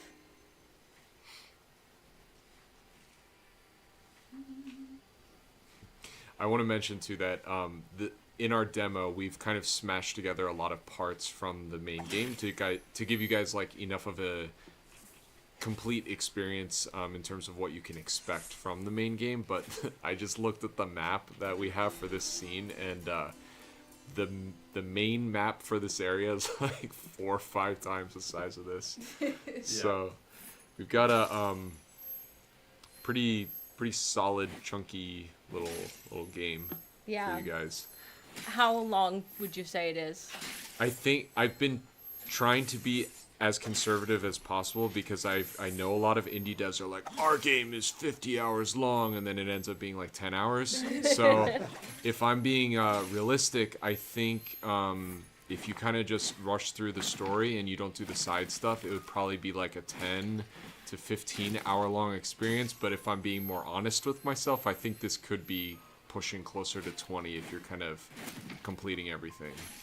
So we're very, very much focusing on story with this game, and that being said, it's like, you know, you with a relatively linear story, you don't want to kind of get too overbearing, or else you start to spiral into like redundancy. So we wanted to make sure that everything we're offering for you guys in the main experience is Nice.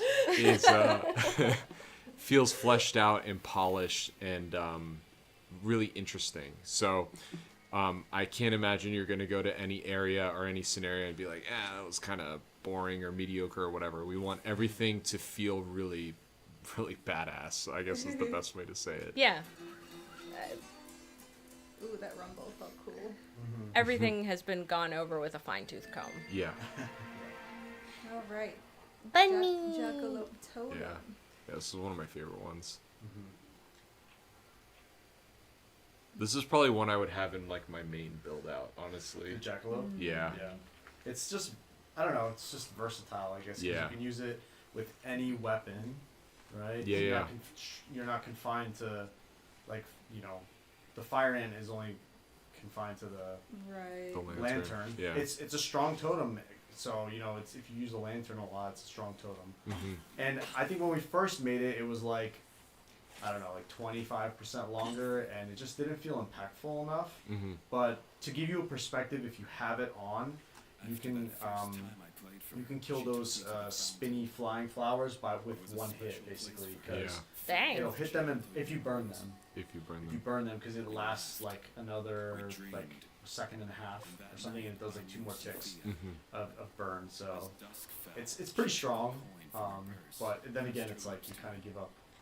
That's another example of like, okay, we don't have 100 totems, but we did make sure that the 12 totems we built were useful enough that there's not a single one that's not worth trying to mess around with at least.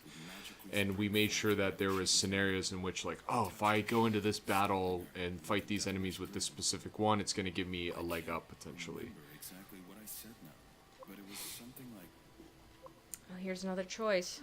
Yeah. I'll keep it for you. Become your wish. I think your wish is standing before you. I did that one last time, Okay, so I'll do maybe this one. yeah. her eyes twinkled. She chuckled as our hands touched and this totem was handed to me. So this is another choice in the game that affects the music, and will build upon the bass track. And that little scenario kind of describes Traveler's like, it's almost like where he really fell in love with Sophia, and Wow, you got a lot of red. Yeah. Thanks to those statues. yep. Look at those icons. Yeah, it's Alice did that. This is my favorite set. Yeah, the chocolate upgrades are really sick. Thank you. That one's good. This has also been such a fun thing to build, is just skill upgrades. Like, we love RPGs over here, so it's kind of like, I think we possibly could have gotten away with our game not even having upgrades, but we were like, we want the player to really feel like they're getting stronger along the journey. And again, that was another thing that we don't have a bajillion upgrades, but the upgrades we do have are really cool and really diverse, and we were able to put a lot of love into the art and the effects, like what the upgrade actually does. Has to be where the fate resides. I need to find And it caused Armand and I to really sit down and be like, okay, we only have 3 upgrades per thing that you get, spell or weapon. So like, what are the 3 Traveler, most potentially useful things that the player could mess around with? This is Armand again voicing this little robot guy. Hey. she used to come down from her temple to reclaim artifacts left behind by the ancients. I haven't seen her for some time, though I've heard from the passers-by that they've seen her standing atop her temple, gazing at the forest below. That was a hard line to say without Really? without like fumbling over my words, because Interesting. the word like passers-by. Passersby Yeah, is. it's a weird word. Yeah. I like it though. It's one of those words that is like pluralized in a weird way, like attorneys Yeah. general. Right, right. Mm-hmm. Like you have to know it. Yeah. Yeah. It's not like a. You can't like read a grammar book and figure it out. Well, you can't- could. Could you? Yeah. Probably. I don't know. I'm not the authority on these things, even though I act like I am. Come on, you're supposed to know. If it makes you feel better, I'll say that I know. Yeah. Okay. For referring to that statue on the left over there.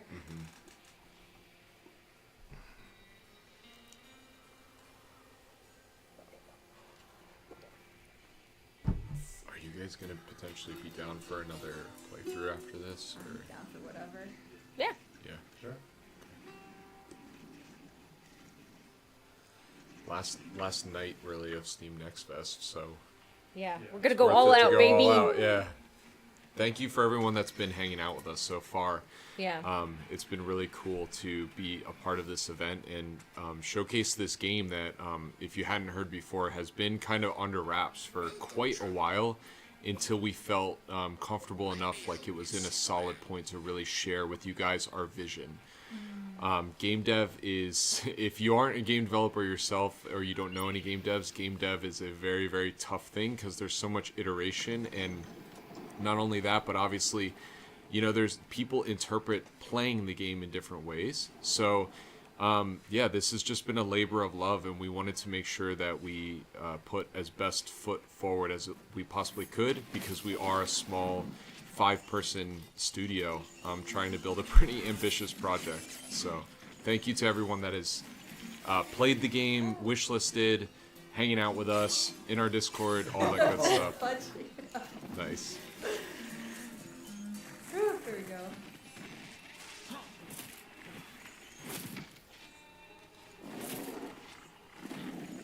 Oh no, okay. Yeah, doing these live streams has made me really fired up to keep working. Yeah, same. Yeah. We've been like in demo mode for a couple weeks now, so it's been, yeah, I'm very excited to get back to doing some art too. Yeah, I feel like Paloma and I have gotten to keep doing like painting and stuff, but Nick is handling a lot of the like administrative stuff, I guess. Marketing. And, yeah, because like you're the head honcho, you and Armin are, Yeah. and I've been like, you must be kind of jealous because we get to paint. Yeah. I do like, you know, spreading the word, so to speak. That's been fun, and it's been fun interacting with a lot of people on social media. But yeah, I'm definitely itching to get back to doing some animations and stuff. Yeah, we're all creatives at heart. Yeah. Even you, Armand. Yeah. Yeah. You should tell them about this voice actor. Yeah. Go ahead. Oh yeah, sure. Yeah. So this character here, Virgil, he's also known as the Bridge Builder, is voiced by Lee McKinney from Born of Osiris. So we are huge Born of Osiris fans, Nick and I. So we were like, yo, let's see if we can get Lee interested in voice acting in our game. So we reached out to him, and he was like, yeah, it sounds fun, and we got in touch, and you know, he did such an awesome job, you know, working with us. He was really good about, you know, taking feedback and iterating, and we finally were able to find a voice for this character that we really liked. So. And we gave him the task of just being like, dude, can you try to do an accent? And he was like, sure. But I think he nailed it, so Yeah. that was fun. Yeah. Absolutely. And then we also got to go and meet the band in Austin when they came to play in Austin. We got an Airbnb and got to hang out with them for a bit. So that was a really awesome experience. And, Yeah. And I want to say for this character as well, he also in the main game is going to have a very interesting character arc that I'm excited for people to see. And if you guys have encountered those little wooden, you know, inspirational, motivational signs along the journey in the demo, he's the one that's been putting them everywhere. Don't go near him, son, unless you're looking to get yourself killed. If the machine is your goal, leave this place. There's nothing but trouble for you here. So he obviously kind of knows what's up. I'm sorry for snapping. Just please, it'll be a while yet, lad. Okay.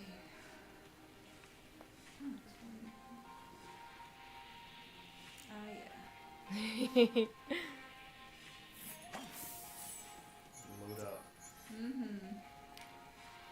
We started when we first plopped those plants around, the verve plants.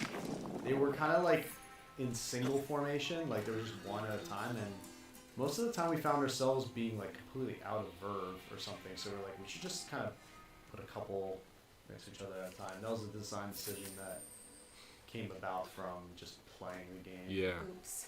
Fed the birds. No, you weren't supposed to, Paloma.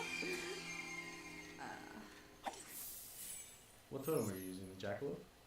I'm using the ant. Oh, fire ant? Yeah.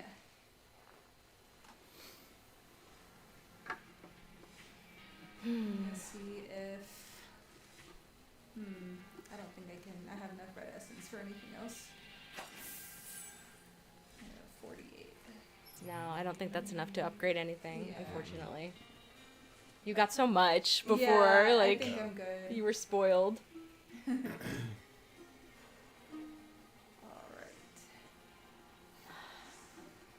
Epic conclusion coming up. Boss battle. Final boss. Final boss. Let's see. I'm gonna forget the spells. The wind through the trees, the chirp of the birds. So we got my wife to voice this character, and I think it turned out pretty awesome. So shout out to Grace. Ancients. So, you finally come at last to release me. Release? What? No, please. I'm just looking for a way back to the woman I love. I need to find the machine. She's so tall. I know. That was actually kind of an interesting kind of design decision as well, because if I had her be about the same size as Traveler, in the fight, she almost feels miniature. You know, it's like you kind of want the thing you're fighting, especially if it's a boss, to feel big. Even though standing next to each other, it looks kind of unproportional, but like right here, it looks like it kind of makes sense. Oh, I you know what I love mean? that she's really big. She Yeah. feels like royal. Scary. Yeah. Yeah. Also, love a big lady. Yeah. What's the name of that Resident Evil character? Lady Dimitrescu or something Yeah. like that. Yeah. Did y'all play that? I played that. I think that's my favorite Resident Evil, honestly. Really? Yeah, I do. I mean, I love I'm still 4, playing through it. but I did 7, and then I'm still in the beginning part 8. 8 felt very fantastical, and I love fantasy, so I like the whole, like, you know, it felt like werewolves and vampires kind of theme. I love werewolves and vampires. Oh, you did, okay. Nice. So funny. Yeah, I've been playing it on hard, and it's been pretty fun. You play everything on hard, and then you never beat it. Actually, the one game I had to stop playing on hard because it was really hard was God of War. Yeah, that And I that was game just- even on normal is pretty hard. Yeah, I was not having a fun time on hard mode. Yeah. I mean, I got like, I don't know, a third of the way through the game, and there was just one part I died like 15 times, and I was like, maybe 20 times, and I was like, alright. I think a lot of these modern games kind of expect you to go into hard mode already having played and have your like armor and stuff carry over. Oh, is that what? I think so, yeah. Oh my god, guys, she's I'm sorry. fighting the boss! We're nerding out. It's okay. I didn't know that your stuff carried over. I'm not 100% sure in that game, but I think it does. Nice. She's recovering her health right now, so you have to heal. Yeah. Carry canisters. Yeah. Okay. Let her come to you, let her come to you. Vader.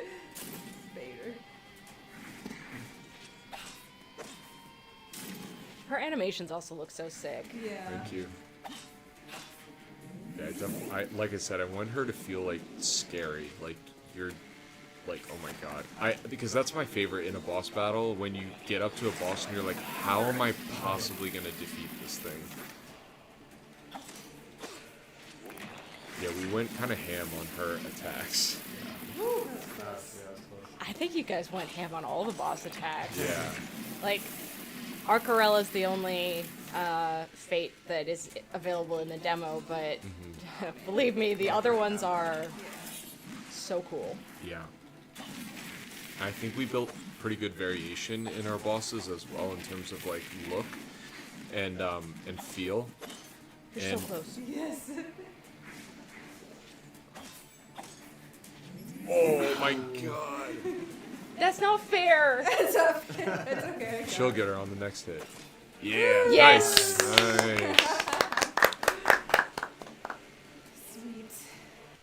At last, silence.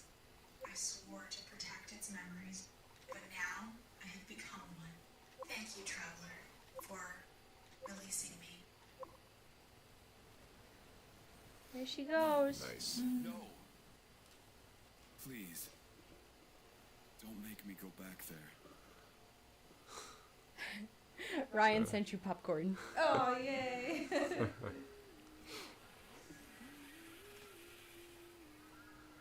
Nice finish. Woo. Time Very passed, good. As it always does, right?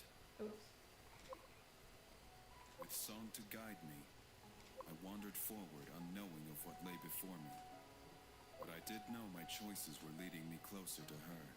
My choices. I did the right thing, right? Which one did you choose last time?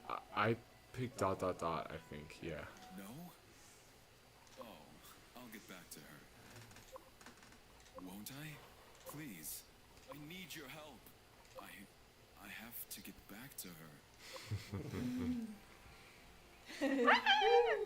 All right, second playthrough. Yay. Good job, Paloma. Thanks. My hands are sweaty.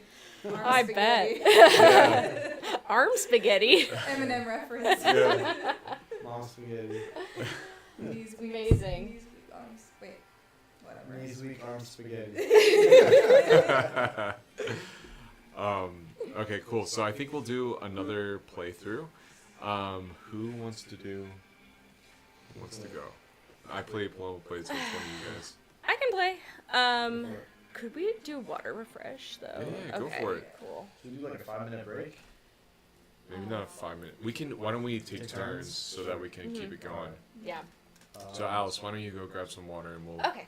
Cool. get it set Who up wants for to you. be chat king? I can do it. Okay. Use the bathroom. I can go and you can sit in the chair. Okay. I'll sit here Bring my little bouzouki with me.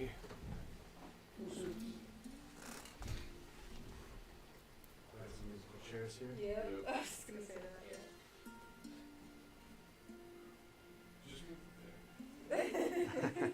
Also, we should probably keep the door open maybe, because so the cold air can come in here. I don't know if it's really going to, but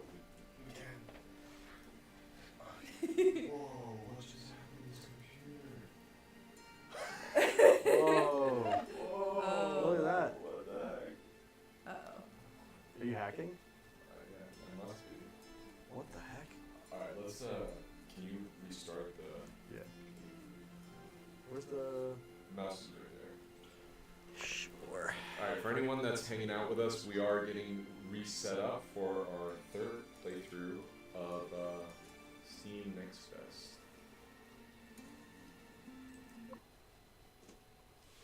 Did you already get water? That was fast. Did you run? Oh, Oh. What is going on right now with this? I've literally never seen anything like me. That is... Yeah. That's scary. That was weird, yeah. this. Oh, I got it.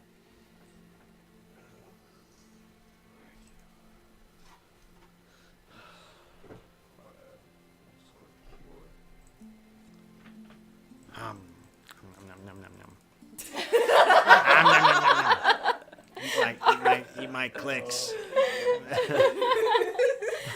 You're such a strange person. Goober thing. Whatever, dude. Angel. Hold on, can you get OBS back? Yeah.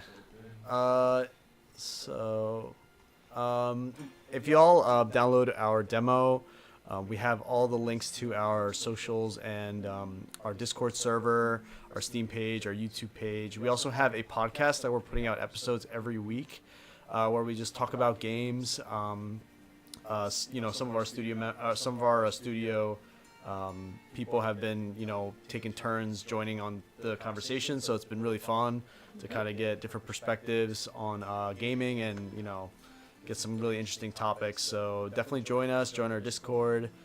chat with us. Let us know what you think about the game. Wishlist the game, please. Wishlist the game if you like the game, and yeah, it really helps a lot for us to have visibility on Steam and kind of get our studio out there. So we really appreciate that. Tell your friends, see if they might like it. Yeah.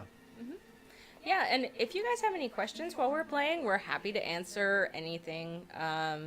Anything about the development process, about inspirations, anything about what we're currently playing. Yeah, just toss them at us. We're happy to answer anything.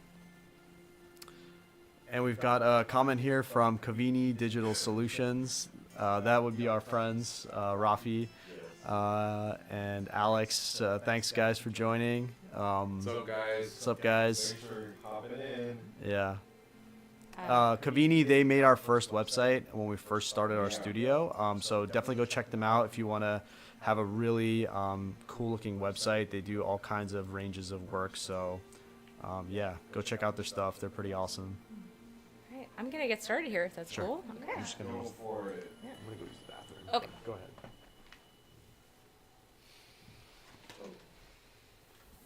What's this random rock here? Yeah, I think it fell off the art. You gotta glue it back on. The hand painted art. Yeah, the hand embossed art. Okay, here we go. Woo. All right. Third playthrough of the night for Steam Next Fest. Thank you to everyone that is hanging out with us right now in the chat. Yeah, like Armand said, our game is Traveler's Refrain, and you play as a wandering musician who travels to a mystical forest in search of a way to get back to his long-lost love. And in this forest, he finds a magical instrument, which is our main combat mechanic and, I guess, traversal mechanic in our game. Searching for a way back to her, I was eventually guided to this place. This wonderful, magical, despicable place. As I stumbled through the darkness of that forsaken forest, hearing only the wind through the trees and the creak of cogs, I remembered a forgotten song. I'm going to go for melancholy because I normally choose nostalgic. Cool. Yeah. So that's the first of the choices that you'll be presented with in the game. As you progress through the different levels, you'll be given these choices, and the choices actually affect the background music. Like layer by layer, you'll be adding to the music around you. And our wonderful composer Milan, who couldn't be with us today because he lives in Serbia. He's here as a mop. We have him in the only way that we could manage, which is as Mop Milan. Mop Milan.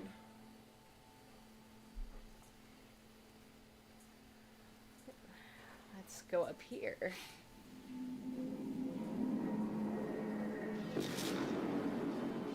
So yeah, we are developing a fully 2D hand-painted experience. There's no 3D in the game, and right now in the room you have the three artists. I'm handling most of the character animations and kind of the art direction, and Paloma is doing a lot of the environment assets, and she also has some like secret little things like alphabet, for example.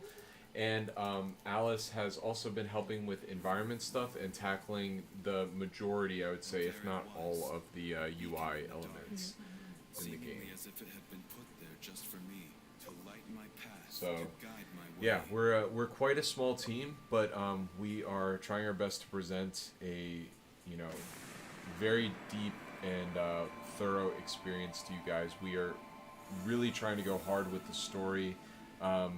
The game is about a struggling musician, and it's very impactful to all of us because we are all like artists, and me and Armand, my business partner, are guitarists as well, so we can resonate with the struggles a musician might go through in his life. And yeah, we're very much trying to tell a story that will resonate with other creatives out there. And we wanted to do that in the medium of a video game where you can actually feel like you're playing the character. and our team is all like super nerd hardcore gamers. So we put a lot of love and inspiration into this game, and put a lot of our gaming experience into this game as well. We all kind of have a little bit of diverse gaming histories, but there's definitely some overlap in terms of like theming and aesthetics, and we all like story quite a lot. So it's been nice to make a game that's very story heavy with other people that enjoy story as well. So Alice just made her second choice, which has built that first layer on top of the bass track. So, no, it can't be. And the forest is essentially almost like teasing Traveler with these amalgamations built from his memories. So as Alice continues to play through the demo, you'll see that kind of build up more and more throughout the adventure, and you'll start to begin to put in the pieces of what happened to him to get him to this place. And beyond his own personal journey, you also encounter other characters and NPCs along the adventure who have come to this forest in search of their own how do I explain it? Like their own thing they're trying to overcome, essentially. Yeah. Oh, okay. Ah! Run! So the first time I played through our game, I was like, "What do I do here? What do I do here?" I like, and I just got steamrolled by that enemy because I didn't like pay close enough attention to what was happening. You know, it says like, "Flee! It's time to go!" And you know, I couldn't get out of the way of it. Yeah, that in itself is like us trying to teach the player from the get-go that everything we're writing is important. So it's like a big, huge, like, pay attention to what we're trying to tell you sort of sign. Yeah. We're trying to deliver every single line with a meaning and a reason. And we want this world to feel very lived in and as realistic as you can get for a complete fantasy world. So Having a little tutorial moment, learn how to dodge and failing to dodge. All right. Come on. There we go. Yeah, every enemy has their little tells. Mm-hmm. Their little animated tells. Mm-hmm. Which is like 100% ouch on purpose. Like, you know, we were very exact in the way that these characters are, the monsters are animated. All thanks to Nick's diligent work. He did many hours of animating to do these all by hand. Yeah, we made sure, like, as we've even play tested, to be like, okay, is the enemy showing enough of a tell that you could actually dodge out of the way? Because it's really important to us that you really feel like you're in control of this combat system instead of the combat system happening to you. So we give the player a lot of tools in their arsenal to kind of play the way they would intend to play. Like, whether you like to be more of like a tankier, heavy weapon kind of character or a quick, like, dodgy sort of player. And you know, as Alice continues through the adventure, she's going to get one more of our 3 weapons, and our main mechanic is, as I said before, the song casting mechanic. So she'll get her instrument in this level, and she'll get a couple spells to play throughout the demo. Yeah. And this is a pretty meaty, like, demo experience. I think an average playthrough from what we've seen from people so far is like an hour and a half. So we tried to throw enough at the player to really show them, like, hey, this is what our game is all about. It is kind of a condensed demo, though. Like, the main game, when it comes out, will be... Like, there will be more breathing room between events and, like, when you acquire a weapon or a new spell, so you have more time to adjust to every acquisition. it's like in the demo we kind of throw you into the dungeon, the first dungeon, because we want you to experience that. But in the game, there will be a reason for being in the dungeon in the first place. Yeah. How did you? This is our enigmatic robot in the tree character who is very mysterious, and you may or may not see a couple times throughout the game. Secret, spooky. I told Nick that this is like one of my favorite scenes. Just the way that it's staged and set up is just very iconic. I think I mentioned this on one of our other streams, but what's so special to me about this scene is, and we'll share this with everyone at some point, but this scene and this robot in the tree was in this game from when this game was stick figures. Like literally when we were first, I think even before I knew what Traveler's design was going to look like, I knew I wanted this robot to be hanging in the tree and it to be a very important character. So it's funny how some things stick even really early on in game development when so much else can kind of shift. What? How would you?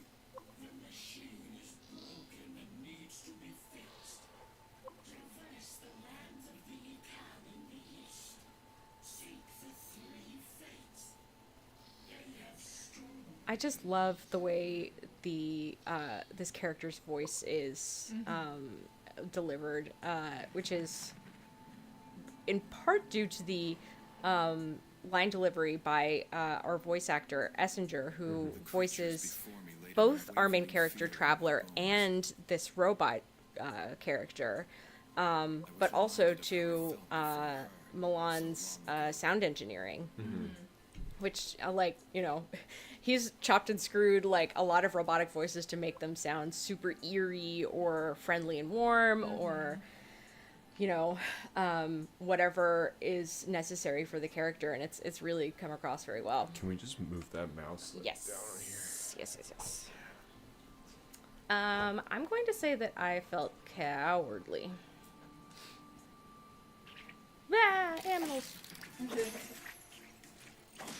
Yeah, so Essinger is a solo artist, musician, and kind of has like he's kind of like self-proclaimed, like doesn't really have a genre, and it's kind of true. If you listen to his music, it's hard to place exactly what it is, but it kind of has like some metal influences, it has some like electronic influences, and what's so cool about his performance is he goes on stage with like a keyboard, one of those like pads. Sorry if we should mention this as well. So this is showing Alice the choices that she made throughout this level, and now she's going to be running through the rest of this level with the soundtrack she essentially developed by picking moods for Traveler.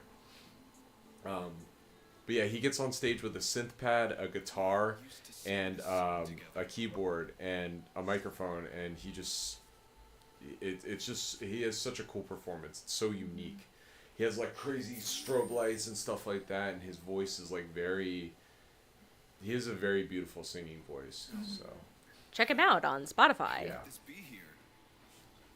My mind raced, distracted. I could not fathom how this place, a place once full of love and life, was here now in this forest. Welcome back, Armand. Hello. Hello, travelers. Travelers. I don't know why I'm leaning forward. Like my chair is in fixed position. It doesn't make a difference no matter where I move. I've made it to the fountain, Nice. but I want to smash these pots first. Yeah, you gotta smash the pots. Yeah. We Okay. put them there for you to smash. Yes, and now that I'm at the fountain, I can use the power of the fountain to upgrade my skills. Well, the only one I have. So I just upgraded my lantern weapon to increase the chance to leave a burn on enemies to 40% from 20%.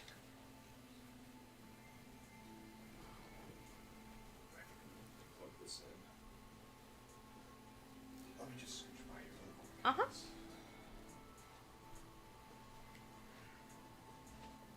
Another sign from the enigmatic V. Don't know who that is. Devil May Cry? Maybe there's some significance in the name that we chose. Once you see this character arc about what he's doing. I'm gonna follow this creature that walked this way. Oh. Okay. I like that. Oh, that goes out really fast. Okay.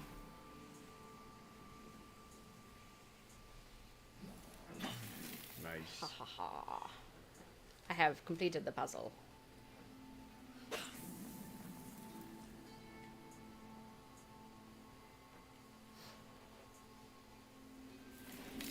Ah, robots.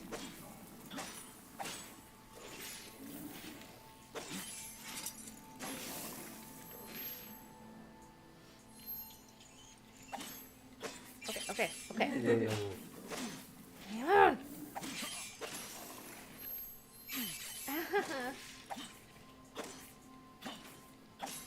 Okay. Someday we should ask Milan like what he did to make some of these sounds. Oh, I know what he did.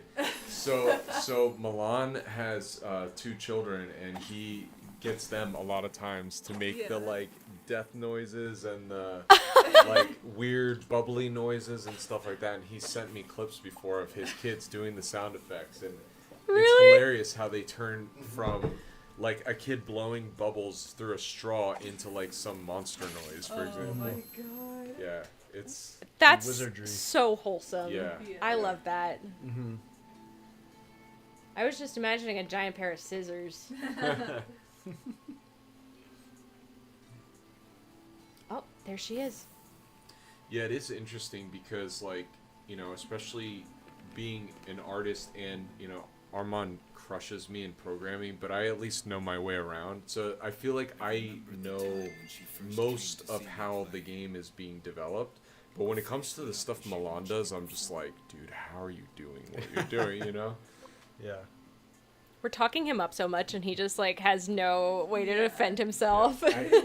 He's honestly, like, I don't want to put us on a pedestal, but he's an amazing musician. So we've got very lucky and very fortunate to be working with him.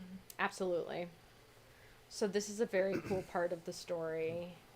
Just arrived at one of the like scenes from Traveler's memory that has been conjured up by the forest, and all of these like statues that have been formed out of like twisted tree roots and stuff that are kind of mimicking something from his past. You. I just want to forget you. Your deals always worked out in your favor.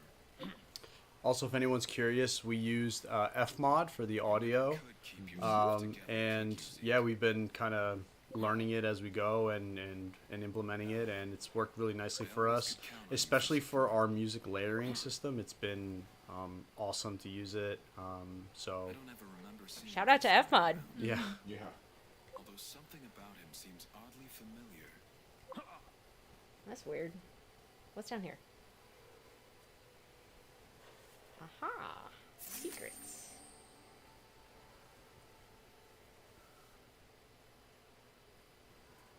Let's go talk to her.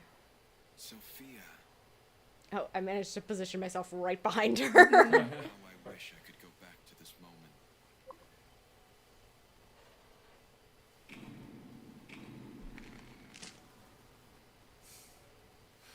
Here, Leon.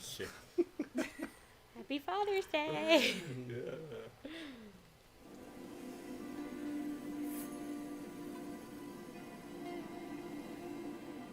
Instrument time. Yeah, that animation looks great. Thank you.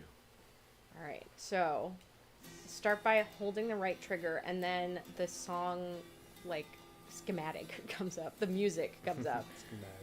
Schematic. And I use the left stick to input the notes. And then I've learned the song. cool. This is something that we developed that even as a dev that has played our own game like 10 million times, I still think it's fun to fight enemies, you know? Yeah. It's very cool. So, I'm excited for everybody to see the the spells that aren't in this demo too, because we have some really cool ones that weren't able to make it into this demo, but you know they will be in the full game. So Yep. Yeah. So I just learned the Song of Remedy, which heals me. But there are 8 other songs for the full game. And how many do we have in the demo? It's 4. 4. I Yeah. think. including the song, that's including the song of the ancients, right? Yes. Yeah. Because we skipped one of them. And in order to cast spells, you need our version of like mana, which is Verve, the like ancient power of the forest, which is represented by those little yellow pips on the heads-up display. Time passes as it does.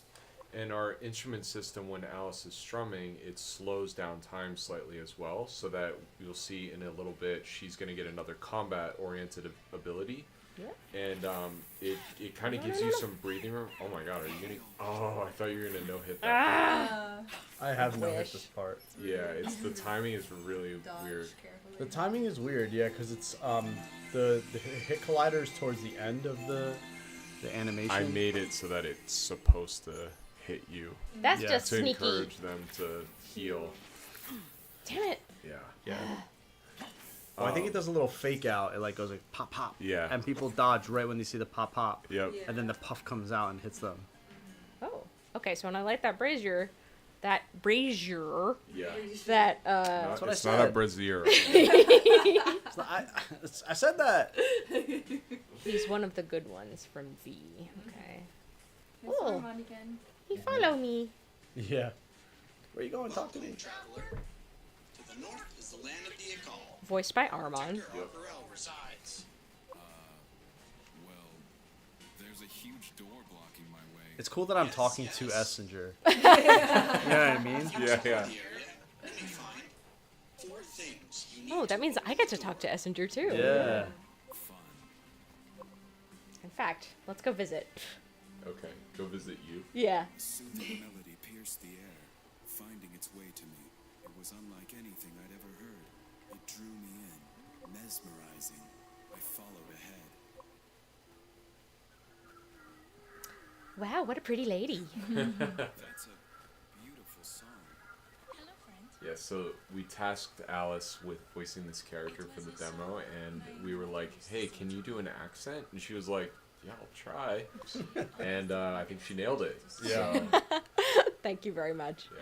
There is something to be said about the power of song. Oh, I suppose you'd know. Yeah, you said like Is that an accent from nowhere. Yeah. And I was like, okay. That's Yeah. pretty interesting. I think you really got the Sorry, what's the inflection correct Oh, thanks. in the delivery. shame? I bet you're really good. Because she's so kind of like upbeat, but also a little mysterious too. I just felt this pull. You? same, in a way. Yeah, and I want to mention as well, all the NPCs that you'll be hanging out with in the demo, they have full-on character arcs in the main game. Their own little stories with beginning, middle, and end. So See that? I'm very excited for players to experience these little Sorry. vignettes, I guess you'd call it. As I chased They all the kind of apparition, influence I couldn't Traveler's shake that journey in a certain soothing way wave as from well. my mind. So I began to lose a it sense again of goes back to direction. that game design idea of we want to make sure that there's not just a character to be a character. There's like a reason for them being in this world. Aha, so I'm going to learn a new spell here. The Ancient's Melody. Side, side, side. Up. Okay, so the Ancient's Melody, you'll have opportunities to cast it in the world when you can, like, influence an object, maybe to slow down time, or, like, what else? Like, maybe move something. Or alert something. Yeah. like just call upon the power of the forest, I guess, in order to cause something to happen. And it's a little bit mysterious, like where it comes from, what it does. So now I have that in my spell book. Should I learn another spell, or should I go to this? I feel like learning another spell is useful for going to the next area. Got it. Okay. Oh, yeah, you're right. Okay. Oh, I know you. So this is another one of our enigmatic characters, and her name is the Gearman, and she is being voiced by Alexandra Norton, who's another one of our awesome musician voice actors, and she's in a band called Echoes. So go check her out. She's got a beautiful voice, and I love her delivery on this character. Yeah, it's crazy how, like, musicians are really good, I like, know. theatrical performers and know. voice actors. Yeah, I mean, we're definitely taking, let's call it a little bit more of a risk, working with people that aren't professional voice actors, but we've seen so many of these people on stage performing, and you can just kind of tell that, like, they have it in them. And sometimes you kind of just have to trust the process a bit, and also we've been good to carefully give as much instruction with the delivery as we possibly can, because like I said previously, like every line we've tried to build with intention, so we have in our heads like a specific mood for how every line is supposed to be delivered. We obviously give our musicians some leeway to kind of give their own artistic flair, but I think giving them some direction is better than no direction, you know. For sure, for sure. The obelisks were erected by people of the past. Look closely. You may be able to decipher the symbols. How do you know so much about this place? I've been here a long time. I felt a lingering presence in the air, a melody that resonated through So Alice is about to get her first combat, like, offensive spell, I guess you'd call it. Yeah. This one's fun. Oh, I was like, why isn't it doing anything? Because I wasn't reading this. Well, okay. There we go. Cool. Down, up, down. Yeah, we, like, you guys sort of worked in some visual cues, too, with the way that the songs are formulated. Like, Nature's Impaler is, like, it, like, calls forth spikes from the ground, right? So, like, if you look at the pattern, it's down, up, down. It's a little spike. Yep. Yeah. That was another thing, just like every little thing we do, we ask ourselves, like, is there a way we can implement some part of the story or the theming or whatever into this thing? And that was one of those things we could have very easily just had, like, random combinations for the songs, but we thought it would be way cooler if it actually had a little bit of a meaning behind it. Oh, I just got myself into a big old pile of mess there. You're good. Good.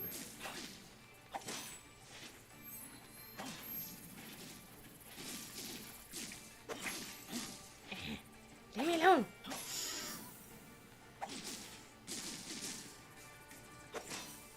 Y'all jerks. Ha ha ha. Feel my burning wrath. Nice.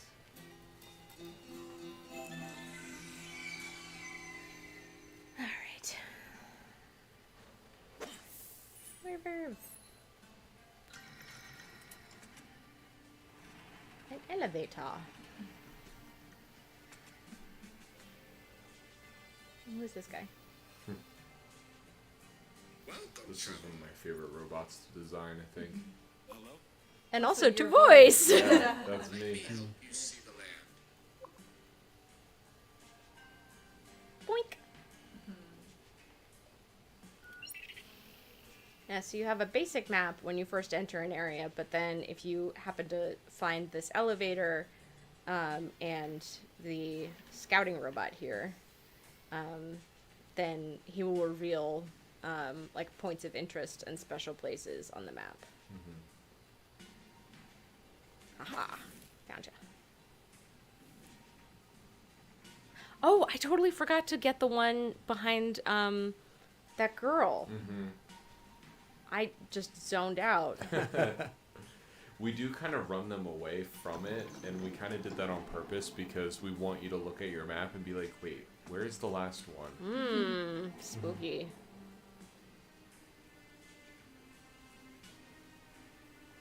I have to go back to her. Yeah, we talked a bit about this in the last playthrough, but just designing this game in general, because there are a lot of puzzles.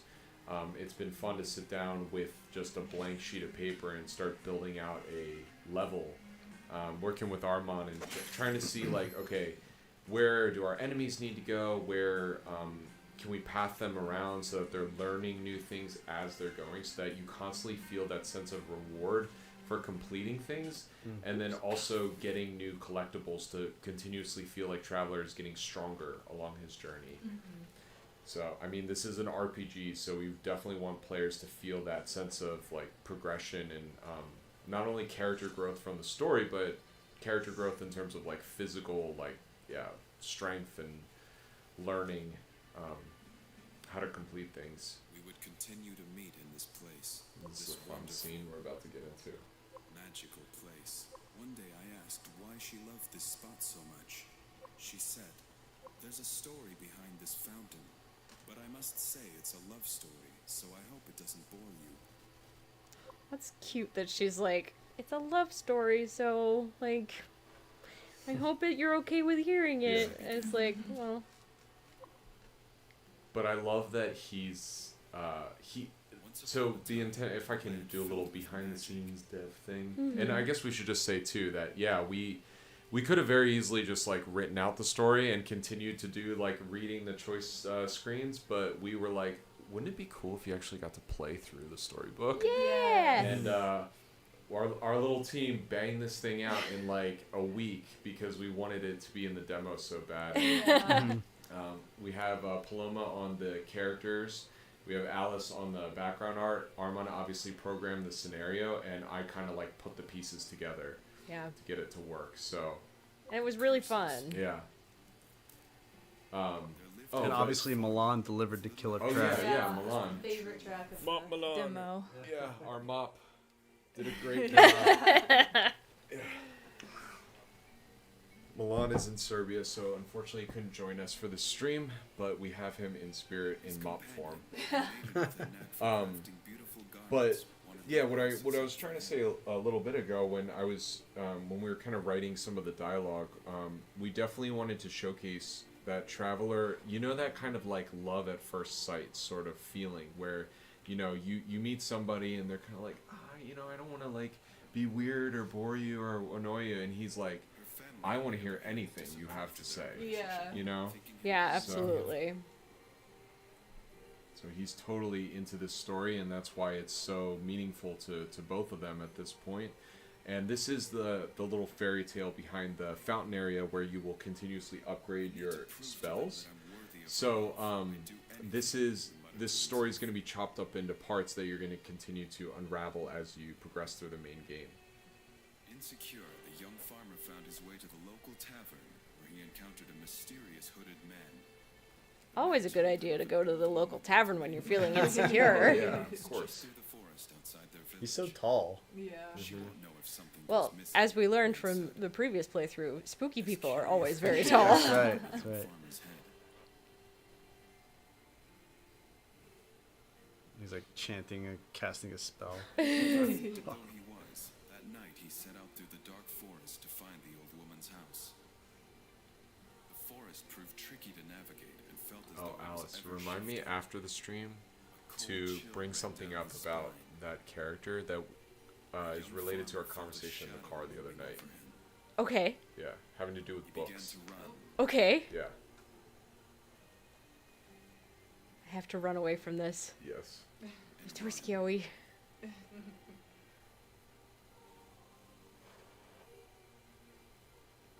Oh my god, it's gonna get me! Oh wait, it's gonna get... Okay! That was genuinely scary. Like, my heart rate picked up. The amount of times I played through that to get that to be like you can just barely make it. I tested this like 50 times. I felt like I didn't get that close to me. If you hit it, if you know when it's coming and you hit it, you're gonna like kind of blow past it. But if you just barely miss one of the prompts, he's gonna be like this close to you. Oh my god. Yeah. So now I can upgrade my songs because I've learned 2 songs and I can use Red Essence to upgrade them. And also, look, he has his instrument now, so he's jamming. Yeah. I think I'm gonna upgrade my heal because I need that. So now, when I cast my healing spell, a like little well will open on the ground, like a little ways away, and if I run over it or dodge into it, then I get an extra, like, a blob of healing. What? Notch. Notch. Thank Yeah, you. yeah. An extra blob. Blub. A blob. Oh, okay. Combat time. Down, up, down. Nice, nice. Good positioning. Thank you. Ooh, nice. Ooh. You guys are saying nice, but I'm doing very badly. You did like a really nice dodge, but you dodged into a bullet. Yeah. So it was like kind of cool. It was kind of cool. I was Yeah. kind of cool there. All right, yeah. Let's heal. There's the well that I just upgraded. Nice. Just trying to be clever and just move away from them. There we go.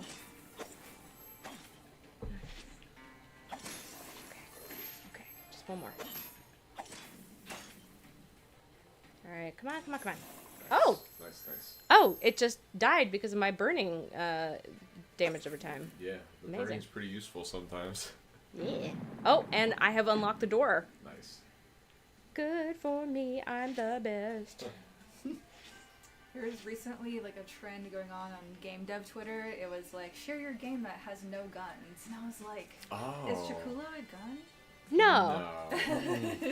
No, it's not a gun. It's a dragon turret guy. turret. Magical bullets. Yeah. Just grab that extra healing from the fountain. Thank you very much. Nice. Ren. Okay. Going on to the next part. Little boss time. All right. Time to test your skills. Yeah. Shut up, Armand. Good job, First boss.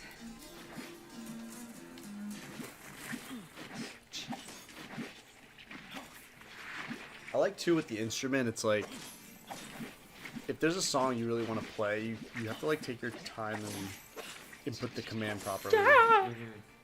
And you have to kind of, I guess, if you're in a panicked mode in a fight, you're just more likely to make a mistake in the input. But it's like if you're calm and you just kind of, put in the keys properly, you just, Yeah, that's kind of the difference maker. I agree. Like, people have brought up potentially like a, auto cast or something like that, but I feel like that takes away from the loop of feeling like you're actually using the instrument to cast the spell. Yeah. Autocast, like, just defeats the purpose of the whole mechanic. Yeah, I think so too. I think it's fun, especially when you start building up your repertoire of songs and you have a lot to pick from. You're kind of like, oh, I know exactly when I like to use this specific one for these kinds of scenarios. Muscle memory kicks in, too. Yeah. I think also with most people, I mean, I don't want to speak for everybody, but I think most people will probably like pick 1 or 2 spells that they just know well and just kind of rinse and repeat them. But I think they might get to a point where they're like, you know what, I might want to try something different and go back into the spell book and see if there's anything else interesting they want to play with. Smack. Which is totally fine because I think we designed this game to, I mean, you can really just get through the game by just healing yourself and attacking, right? But It's going to take a long time to get through some of these battles. What this? Oh. Fox totem acquired. Also, here's some red essence. Oh, and also, so we included a lot of secrets in the game, a lot of like tiny details, like things for people who enjoy a lot of lore in their games to discover. And one of those things is an entire alphabet that our lovely Paloma designed. So if you take the time to decipher it, you can get some extra knowledge. And if you like seek out the areas where you see this hidden writing and read it, then you know, good on ya. And let us know if you find it and you like it. Oh, I should equip my totem. So here's the totems menu. And you get, for this demo, we have one artifact slot, like your totem slot. But in the main game, you will have 3. Yes? Okay.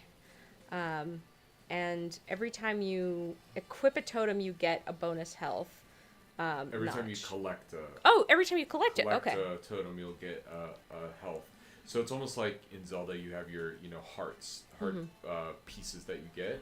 But the totems themselves have inherent properties if you slot them into these relics. Yeah. So like this particular one just grants you an extra bonus health. So she got 1 for collecting it, and now she has an extra 1. But some of the other totems are specifically useful for the lantern, for example. Some buff you in different ways. So it's a good incentive to kind of help build Traveler based on the play style that you like to play in. Oh, and here we are in the first dungeon. Yeah. This one was very fun to build.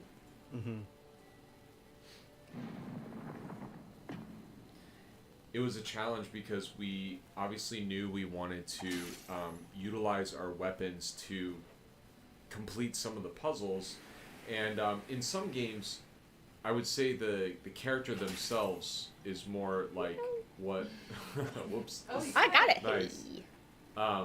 Is what is used to complete a puzzle. So for example, like, typically if there's a block puzzle, the character will like push it themselves, right? But as you'll see a little bit later in the dungeon, we have block puzzles that are manipulated by something that Alice is going to get. So especially with the lantern as well, like we have this mechanic of the vine burning. So when we designed the dungeon, we were like, okay, how can we have this interact with some of the other mechanics that we built with the other tools at Traveler's disposal? Ah, okay. So yeah, I like set that fuse on fire using the fire flower, but it was blocked by this big block here, which I can't traverse. I can't get past it. Although I can burn these plants because I have the lantern. Okay, but what if I hit this? Haha, that did something. I love, like, when you're first trying to figure out puzzles and you're like, what can I do that will do anything? Yeah, Yeah. I need to cause any effect anywhere. Right. That was actually part of our design, though, too, because it was like, what can we give them to do in the beginning, because they don't have the hammer yet. What can they do? And it's just pretty simple, right? You play the Ancient's Melody, and then you go to the left, you hit that fire statue. I mean, that's really the beginning of this dungeon. I think what we've done well in this dungeon is, especially at the beginning, we almost give the illusion like there's more things to do, because you can tell there's other pathways, but it's relatively linear until you get the next tool, and then it kind of starts to slightly open up. Yeah, speaking of the next tool, Yeah. look what I'm getting. Yeah, it's hammer time. Hammer time! I really love the effect when you pick up a new weapon. That, The spectacle. yeah. Yeah, I put a lot of work into all this, the particles and even that thing like exploding. We've talked about this before, but sometimes when we build some of these things, it's just like this vision I have in my head. I'm like, all right, the hammer's gonna break stuff. Wouldn't it be cool if the thing explodes and floats for a little bit and then comes smashing down? Oh, look how perfect Yeah, that well was was. really weird. Dang. Okay, so I can switch my weapons using the right bumper, and I can do that just instantly. So if I hit this block with the hammer, then it's... Oh, hey. Hey, friend. Oh, so satisfying. Squish. That's actually something that I think I've been working on quite a lot with a lot of the effects and the animations. Is I've been asking myself in my head, like, is this impactful enough or like wild enough? And a lot of times I've been like, okay, let's make the particles extend a little bit more. Let's make this smash a little bit bigger. That was sick. smash. Yeah, that's why I put those guys there, so you could just splat them all. Oh, one of them got past my defenses. Nice. That was a nice hammer strike cancel you did Yes. there. Thank you. Animation cancel. Okay, so if I push this down here, okay, that's as far as that will go. And if I push that up here, then that is level, and I can go up the stairs and go whack. There we go. I remember us designing this specific puzzle, and this was the first time I think we really considered making a two-step, like for both weapons, kind of puzzle. Yeah. So that was really And cool. it was a 2-story puzzle, too. Yes, yeah. And we were trying to figure out how to make it Oh, look Renaissance. right because, in perspective, it's hard to show that it's On going top up of the or other on top thing, of the other yeah. thing. And Alice, if you actually move to the right a bit, we actually got feedback when we were early playtesting this demo. Like, even that little shadow I added on the left to sell the idea that, like, there's height. Without that little shadow, you couldn't even really tell from the perspective that it was another Oh. layer. Yeah, True. So, yeah. But people were trying to do go up think from that- the back there. Yeah, this is a bit of a tangent. yeah, that's a good call. We can pull that in a bit. Okay. Oh, okay. I have enemies to fight now. Nobody talk to me! Nobody talk to me! Oh. Beyblade time. Beyblade time. Okay. No. I was trying so hard to do a no-hit. Nice. Thank you. Thank you. Hey. Not to jinx it, knock on wood. But I'm doing surprisingly well. Yeah, you're killing it. Thank you. All right. 1-2 smash pot.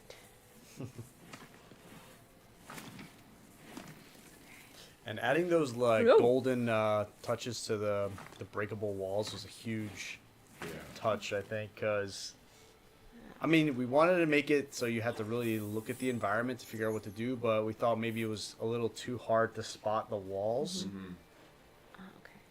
Oh, well, Nick and I were just talking about this on the Red Essence Games podcast, which we recorded this morning.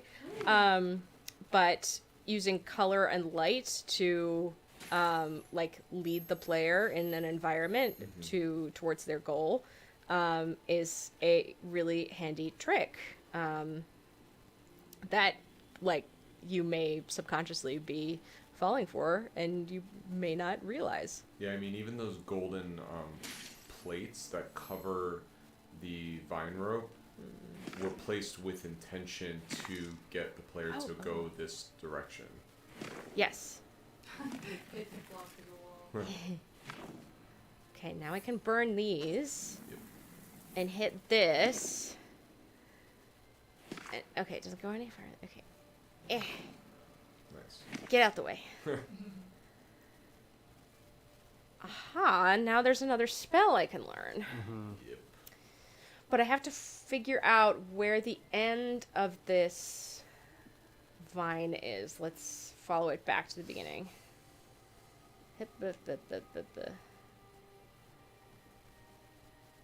What? Oh, this way. This way. Yeah, we were a It's- little bit ah! tricky with these. Yeah, okay, it's this one. Lantern.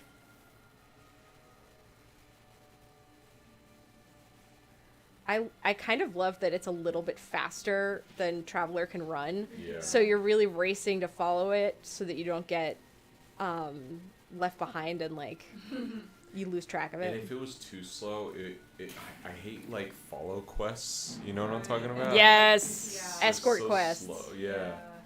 Okay, I can learn a new spell. Let's Felt see. a lingering presence in the air, a melody that resonated through me. Listen. Okay. What? There we go. Nice. Got it. Yeah. Here's our little dragon turret friend. Yep. I love this spell. I do too. So much fun. Yeah. Okay, so now Especially I when you have that. upgrade it. I mean, we're probably going to end up tuning it down because it's really powerful when it's upgraded. But Yeah. the second upgrade for it, basically, it can, the bullets, they don't, like, go away after they hit an enemy. They Pierce get through. bigger, they expand, and they deal more damage and just pierce through multiple enemies. So it's pretty cool to watch. Yeah.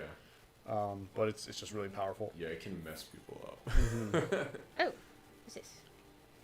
This is the map. Okay, Yeah. so when you're in dungeons, because there's no scouting robot, if you want to be able to see all the hidden points, there's a map.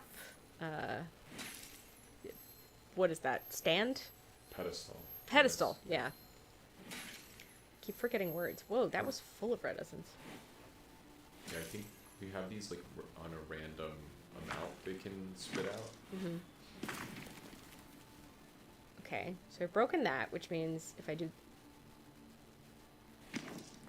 that, and then I come over here and push it. There you go.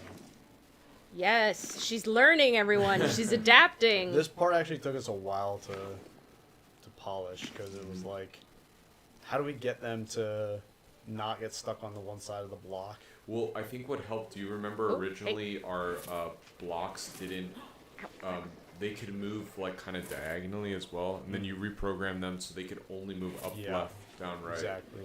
And that helped like Woo! make the puzzles feel a lot more cohesive. Yeah. Because before it was kind of a bit of a nightmare to, Like exactly position things. yeah, because there was so much variability in the way that the blocks could move. So, Oh. especially in a game of this perspective too, it was really tricky because when you're standing on the right side of the block, sometimes the angle in programming terms doesn't always match up. Like it's not the 45 degree, Yeah. it's not the 90 degree side completely of the right side. Like if You had think to of- like make a specific X, right? For Yes. him to be able to hit a certain quadrant Yes. specifically. Yeah. So it looks more like an X yeah. because of the perspective. I couldn't do like straight 90 degree angles because there were moments when you'd be above the block on the right side, but you're still technically on the right. But when you'd hit it from the right, it would go down. or something. Yeah, and it just didn't look right. So we had to turn it into an X, so that strictly only right above where the block is. Yeah. If you hit it from there, it goes down. Okay.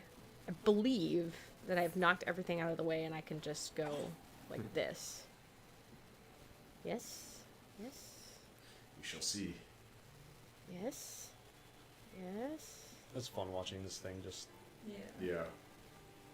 Huh. Huh. Na na na na. Nice. I did it. Now I have the boss key.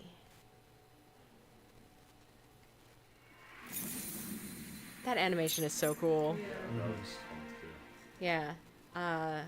Like Paloma, you painted the asset and then Nick did the animation, right? Mm-hmm. Okay. So now, all right, I'm going to heal before I go through the door. You should always heal before going through an unknown door That's right. and get your verve up. Or did you get I did smash the Smashy Man. with the Oh, other you thing? did? What other thing? She said she smashed the smashy. Check your map. She said she smashed the Rocky Is there Man. anything blue on the map? There is something blue. Oh. Oh, Paloma coming in with the clutch secrets. The other thing. What did I miss? Check your map. Nope. yeah. Okay.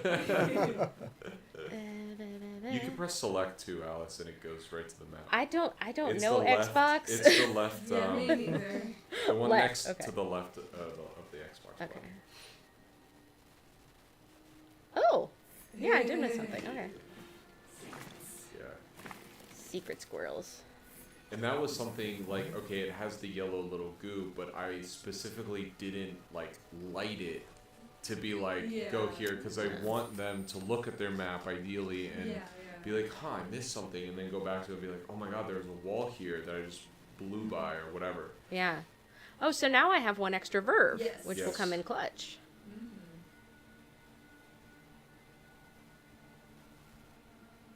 All right, here we go. Yeah, that door was also fun to me. There's nothing better than like a cool door opening. Okay. Oh, hey, guys. They just Hey, guys. sounded hot, like, Yeah. Oh, what is it? Left, right, down, down. Left, right, down, down. There we go. Fight them for me. It's funny too because like in this dungeon, in the main game, you will have some other spells to use, and I would normally use those spells for this kind of fight, but Jesus. In the main game, do you have those spells? yeah, by this point, yeah.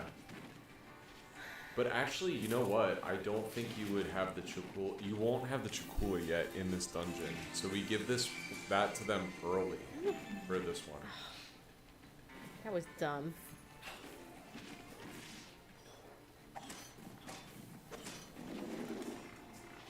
Nice. Die. That guy like spins way faster than you can like run away from him. Yeah. I wonder if it's like a matter of dodging the right direction. Yeah, well, if you kind of do your dodge, he's got enough iframes that like he just won't hit you. But yeah, we made him fast, so he just covers ground. Yeah.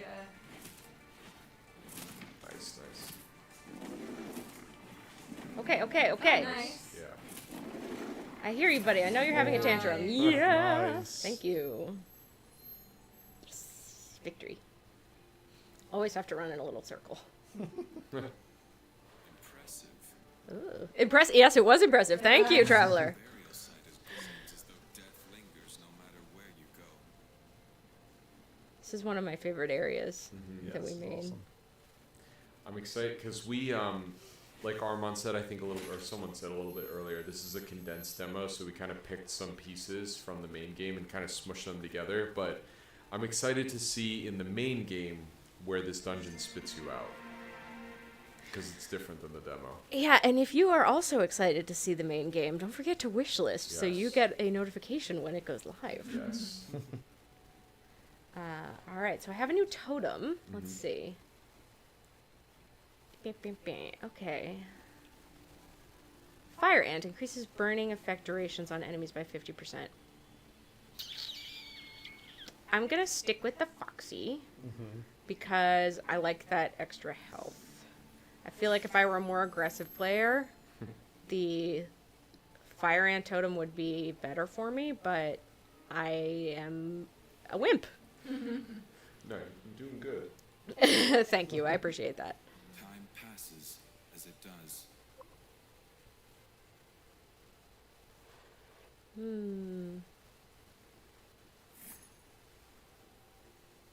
I was playing the demo with my husband, and that phrase came up, and he was like, "Oh, that makes me sad. I don't really like the for those who have given up on a dream." And I was like, "But it's poignant for the themes of the game. Like, there's a reason that we did that."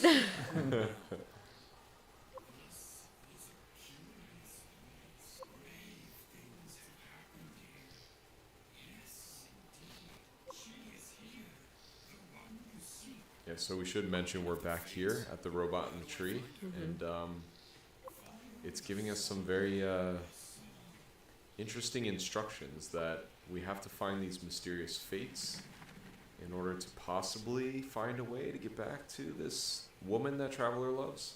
Yeah. I think we should point out that we're not back to the tree. The tree has found us. Yes. Somehow. This forest doesn't follow traditional geometry or geography. Physics. Yeah. Oh, what are we following here? I need some more voice. Oh, hey guys.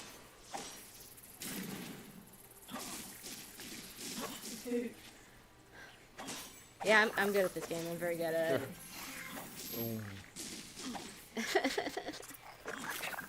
You know what I'm gonna do? Ow. Can the Chikula hit them when they're flying? No. Ah. Ooh. You need to get a burn off on that lady. Yeah. I don't know why I made it female. I think because it makes little babies. Yeah. They just keep coming unless you kill the mama. Mm-hmm. Time to heal. Do that again. I'll switch the hammer. Thank you. Love a good frame cancel or whatever it's called. Leave me alone! I feel like that's like an important part of making like a fluid combat system is, you know, getting out of an attack that you don't want to fully commit to. Oh. Thank you. I was focusing on what Armand was saying, and I didn't realize how low my health was. A game that does that really well is God of War. I feel like in God of War you can like block anytime. Oh, yeah. Because his shield comes out so fast. Yeah. Yeah, I agree. Because there are some games, you know, Souls is different because it's with intention that sometimes it's slow. But there's other games that have a. Sorry about that. It's fine. There's other games that have a shield mechanic that it feels like, why would I ever even use the shield? Yeah. And it's like you can cancel any move. It's like you could be in the middle of something and just boom, like the shield is always ready and available. So I that made the game super fun for me. Yeah, we definitely, I mean, for how much puzzles and story stuff is in this game, we spent a lot of time trying to make sure this combat system feels tight. Especially because I think a lot of times in a 2D game, it's hard to have a kind of a complicated combat system. Hard, but not impossible. Yeah. I think it's maybe sometimes a little bit easier. I don't want to say easier. I don't want, you know, but in a side scroller game, you're kind of only dealing with two planes, right? Left and right. So it's like there's a lot less to consider in terms of attacks happening, but it's like we have to consider enemies coming at like weird angles and stuff like that with a more top-down game like this. Can I have some kudos for getting all of those pots smashed without taking any damage? While using the hammer. Yes. That's the most impressive part. I am the queen of gaming. Just get all that essence. Okay. Yeah, I'm so good at gaming.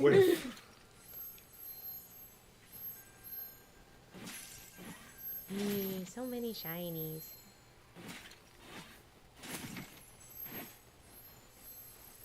Okay. Fully loaded up. Nice. Yeah, 540. Holy crap. Nice. Yeah, I'm excited to see, because we are still like in development with this game and figuring out like how the whole game is going to play out. We're getting pretty close to the end, but it'll be fun to test like all the way through and see how much red essence you actually get throughout the whole game, you know? Yeah. It's going to be like crazy numbers. Because I imagine the pacing is going to be somewhat similar to this demo, and by the end of the demo you can get like, I think if you didn't spend any, you'd probably have like 700 maybe, if I had to guess. Ooh, Yeah, 700 to 800-ish. 210. Jackalope totem acquired. But also you'll be like kind of getting new spells along the way. And then you'll also be kind of getting ready to unlock the final ability of each spell and weapon. I'm gonna equip this totem because it regenerates my dash bar, which can make me more mobile, and I want to give that a try. Because Lord knows I need to be getting out of danger as much as I can be. Oh, looks like there's a fountain coming up. First time I played for her, she took me to the fountain. It was a special place for her, filled with childhood memories. We laughed, we dreamed, and And that night, I knew Sophia. As dusk fell, she took a coin from her purse, pressed her lips to it, and made a wish. I asked her what she wished for. If I tell you, it won't come true, said she. And then she raised her arm to throw the coin into the fountain, as people do, as if this ritualistic act would magically spring forth whatever she desired. I touched her shoulder, stopping her, and with a devilish grin, I can't remember exactly what I said now, but it was something like, I'll keep it for you and become your wish, or I think your wish is standing before you. Decisions. I'm gonna go with I think your wish is standing before you because it's such an asshole thing to say. she chuckled as our hands touched and this totem was handed to me. I still wear the Such a coin charmer. on my neck today. Apparently she liked it. It now Yeah. felt heavy on my chest. Can we see it? Maybe if I run into the light from under this cloud. What? His coin on his chest. Oh, yeah. Yeah. So because of that story, Traveler still wears that coin. Yeah, you can kind of see it when he stands Yeah. down. So it's like those little details that we make an effort to like show in the game and the story. It was one of those things that as I was designing him, I really wanted to have movement, as much movement as I could on his character design. And when I was thinking about giving him a pendant, I was like, okay, what's the story behind the pendant? And then came the idea of like, oh, people throw coins into fountains. Oh, we have a fountain where he's leveling up his skills. This is all like kind of connecting. So that's a good example, I guess, without being spoilery because it's in the demo, but like of things that we've done to make sure everything feels cohesive. So I'm gonna try something a little different. I've never upgraded to like the second level of the hammer. Okay. I want to see what if it would, yeah. So I got Charged Pummel, which holding the attack button now charges the hammer, dealing considerate damage bonus, a considerable bonus damage if released when fully charged. And then the second upgrade is your third hammer combo strike releases a radial wave of energy, quickly pushing surrounding enemies away from you. Yeah, I feel like none of us upgrade that one when we play the demo. Yeah. And I'm just But we shy, get to show off. yeah, of upgrading further. You could probably get enough for that, right? Yeah, it's only 10. Let's see if I can do it. Dude, this track is so good. Oh my god. It feels like a forest overrun by robots. Yes. Right. With this track Yeah. just by itself. Yeah. Resides. I need to find a way inside. Alright, let's see. Oh.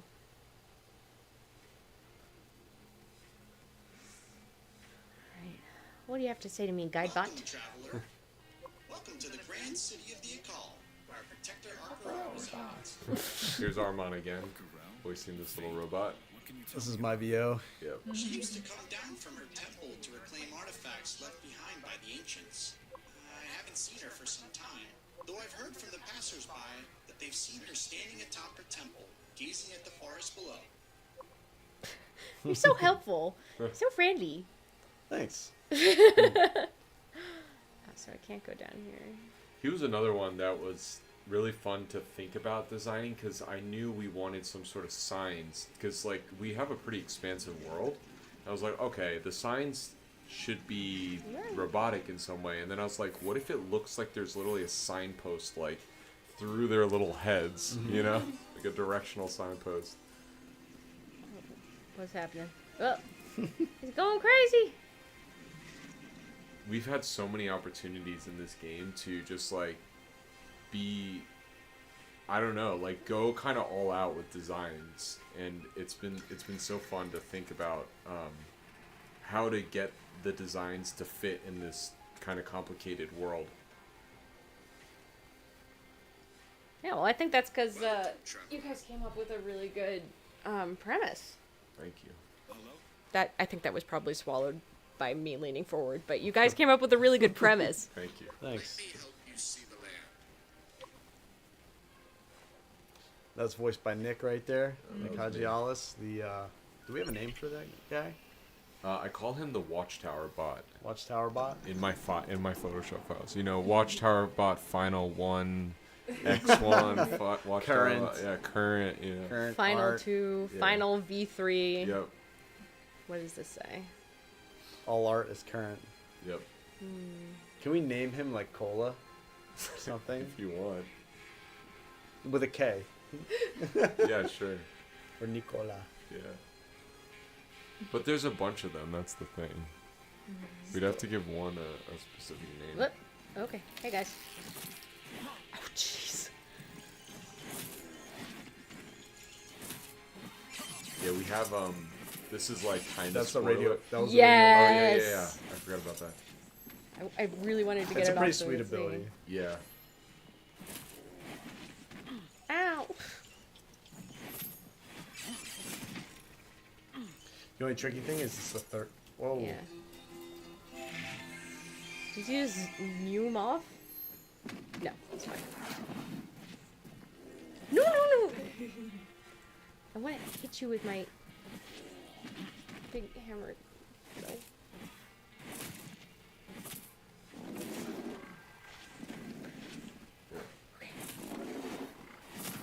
Ow! Ah, heal, okay. heal, I'm heal. going to! Jeez, Nick! This happened last time too. Oh my god. Slow motion. That's the best. Oh, really? Okay, okay, we're good, we're good, we're good, we're good. You're actually, like, you're RPing in the actual in the game. forest. You're LARPing in Traveler's Refrain.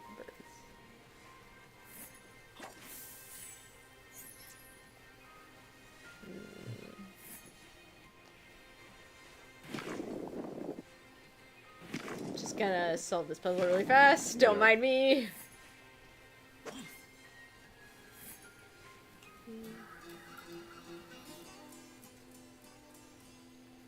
I've hit the birds. We had a little thing I noticed when we were making the demo where Oops. I guess I fixed it, so it's fine. But it was funny because technically you could reload your save and just keep running this puzzle and just get infinite music sheets. Oh my god. Oops. That's funny. I fixed it though. So what? You would just get infinite verve, like eventually? Yeah, I honestly, we haven't even tested what the limit. I don't think there's a limit set, right, Armand? What? To verve notches. Like, we have a limit in our game, but, like, if you exploited it in some way, couldn't you just have an infinite number of them? Yeah, I don't think there's any failsafe right now for that. Funny. We'll have to probably put a cap on that. Yeah. So this character is voiced by one of our favorite guitarists, Lee McKinney of Born of Osiris. And we were fortunate enough to be able to work with the guy because we love his music. And I again asked him, like, hey man, can you do an accent? And he nailed it with this character. And this character's name is Virgil, and he's also known as the Bridge Builder. And he's the guy who's been creating those little motivational wooden signs throughout the game. He has a really cool character arc in the main game. A lad your age needs people. Anyway, if you need to get across, bridges Yeah, it's been like a really important aspect of the game to have musicians voice our important NPCs and Yeah. characters because like the core of this game is about music and like its transformative power and stuff. So it's really cool that we've like been able to find these people Yeah. and they've been really gung ho about it. Yeah. But it'll take a little while. I see that instrument on your back. I'm guessing you're not. It's also like, I don't know, it's like that creator circle, like everybody's just making cool stuff, you know. It's like such a cool process to work with so many talented people.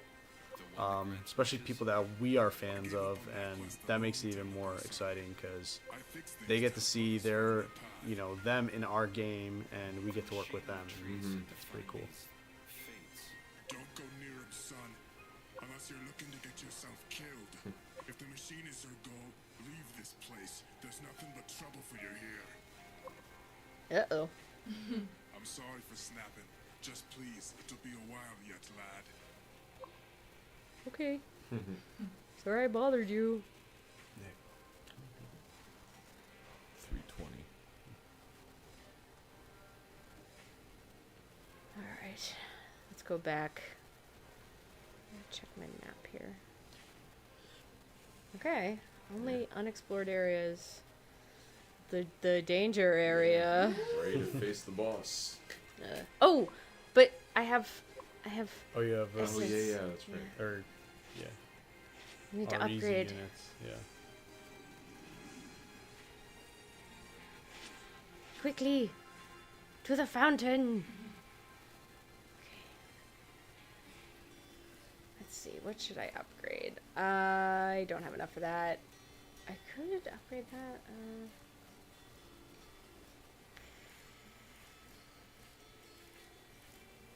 Yeah, I'm gonna upgrade my lantern. That one's pretty good against the boss. Yeah. It's good chip damage. Yeah. Yeah, so the Glyph of Charred Earth on the final strike of the lantern combo, it leaves a like glyph on the ground that causes burning damage, or It just does does it? I think it can burn too, right? It can burn. It does a burst of damage, like Yeah. it does a little extra damage than the lantern, and then it also has a chance to leave a burn based on your burn chance. Yeah. oh, which is relatively high because I got that upgrade, and here she is, one of the 3 fates. And this character is voiced by my wife Grace, and I think she did a really awesome job being a mysterious giant robot.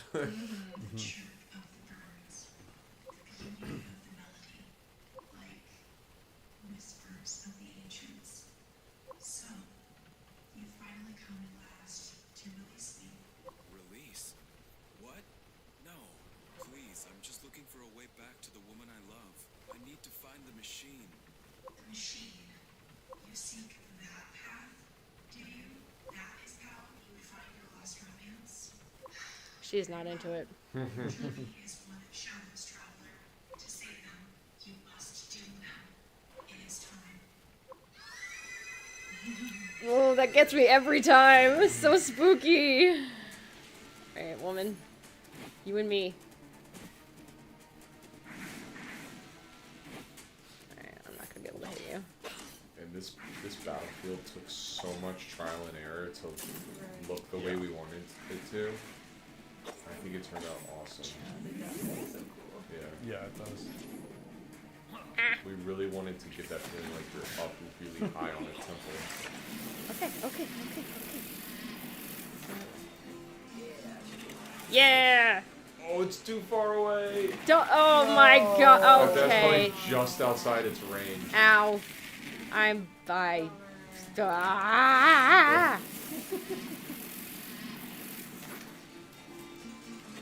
Nice. Get her. Yeah. Come here. Ow. Oh. I need to heal. Just move away. Go away, lady. I love her movement. It's so cool. Yeah, we really wanted her to feel like.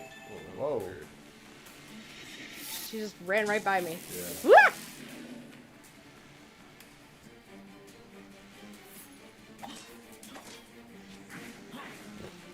I shouldn't follow her. I really shouldn't. Should we I make say following her. Should we make the laser part a little harder and do like 2 lasers? Why? Why are you doing this to me, Armand? I don't know. I just want to make it harder. I just want to keep making it harder and harder. But like just a little bit at a time, you know, just to get that power creep. Why? Okay. You have to remember that people will be playing this for the first time, not the 3,000th time like Oh, us. you got the burn set up on there.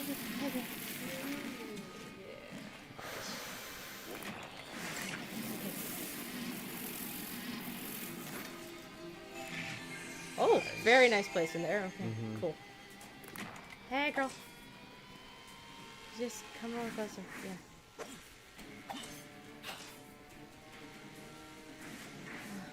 So freaking tense.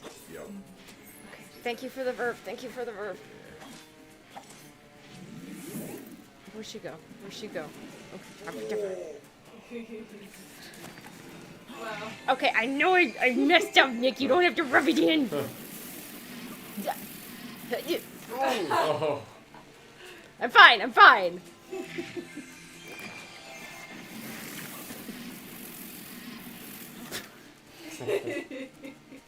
Shut Why up. don't you just hide? I'm trying!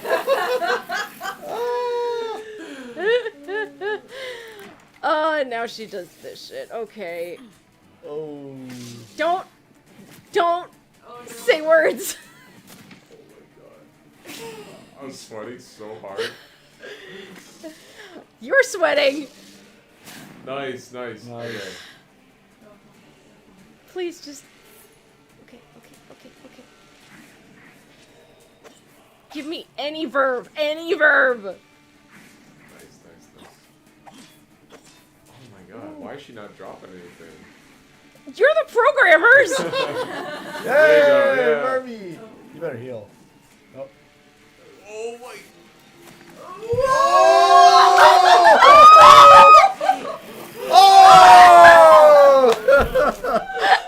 That was such an epic heal, or the heal, and then you died to the pillar. Oh, I man. continued my journey. Yes. God. Oh. Arkarel, you and I have some unfinished business. Oh man. Oh, that was so clutch, you I getting know. the verb and then healing. So you want to make it harder, Armand? A little bit, yeah. Oh my god. For those watching at home, this is like the 6th time I've fought this boss. God. It's funny because Nick and I, like, we'll just be kind of, when we're coding and, making the game and stuff and fixing stuff, we'll fight these enemies that we've created, like the bosses and stuff. We'll just get, like, if we're not paying attention, we'll just get murked. Yeah, that's Like, true. we just, I think I don't that's know. good though, because it means Yeah. like we've actually built a challenging boss. yeah. You're not getting me this time, Sally. Ouch. Okay, maybe you are. I've just like at this point figured out the strategy I would use to annihilate this boss, you know. So, but Yeah, I know you have your strats. going in, I'm just saying like going in like either blind or not being super experienced with this boss is it's hard. Like we made it hard for a reason. She's definitely a test of everything that you've learned so far.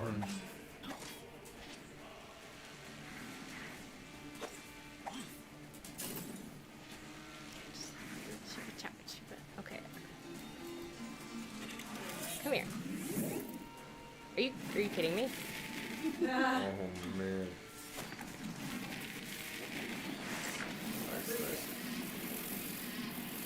I'm just gonna stay in my corner and do nothing. And that's specifically why we had these pop up in different patterns. I know. Yeah, it goes to show like every single attack, like we were like, okay, how can we make this like a challenge or tough?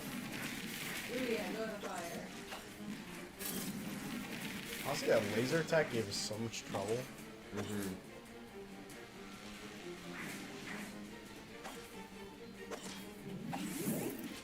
Where's she going? Where's she going?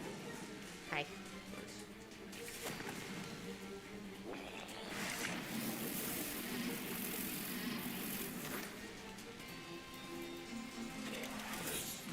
There you go.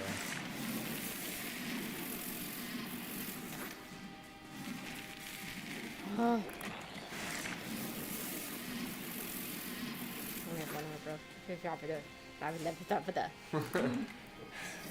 She's got me distracted. It's breaking my brain.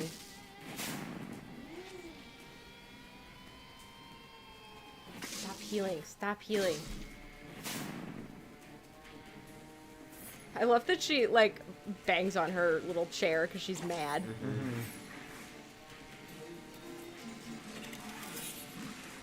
That was one of those things that's like it's like a fluff Flavor. flavor, yeah. Fluff, flair, flavor, you know, all those words. Yeah.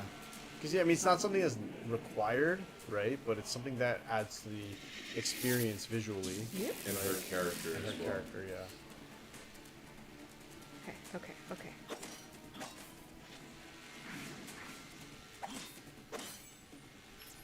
Who's up, Bella? Just get over here.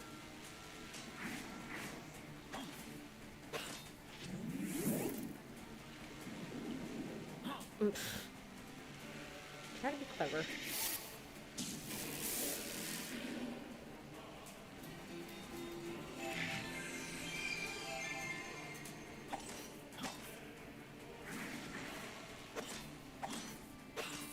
Okay. I'm so close. Do I have 2 Yes. verb? No, I have 1 verb. Shoot. Got this.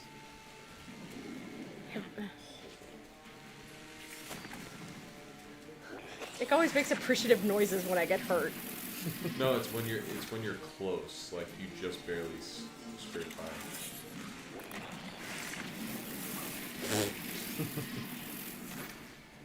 Oh man, yeah! Yes! I got you. At last, I snatched your wig, girl. silence. I swore to protect its memories. But now I have become one. Thank you, Traveler, for releasing me.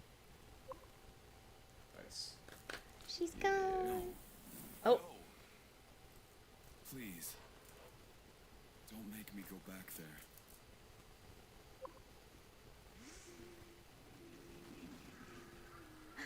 it's me.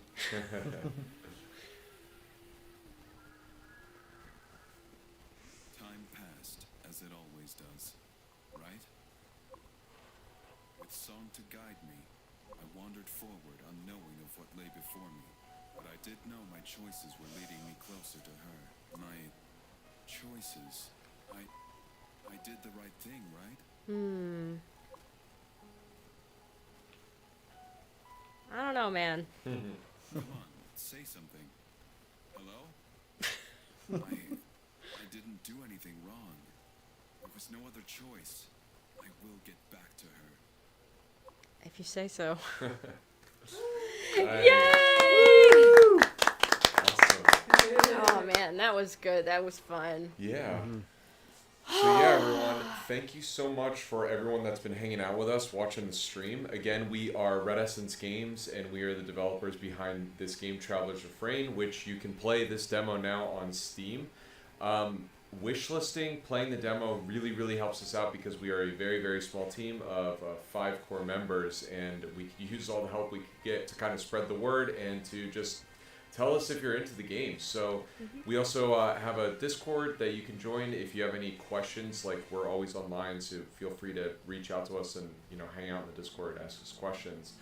But yeah, this concludes our Steam Next Fest stream. I will be putting up this stream that we had on Friday as like a pre-recorded stream on Steam right after this. So if anybody wants to hear, like, you know, some of the other stuff we talked about in that stream, we kind of talked about some different topics. You can hang out for that. That will be up shortly. But yeah, guys, until next time, thank you so much for hanging out with us. Thank you. Thank you. Bye bye. Bye, guys. Bye.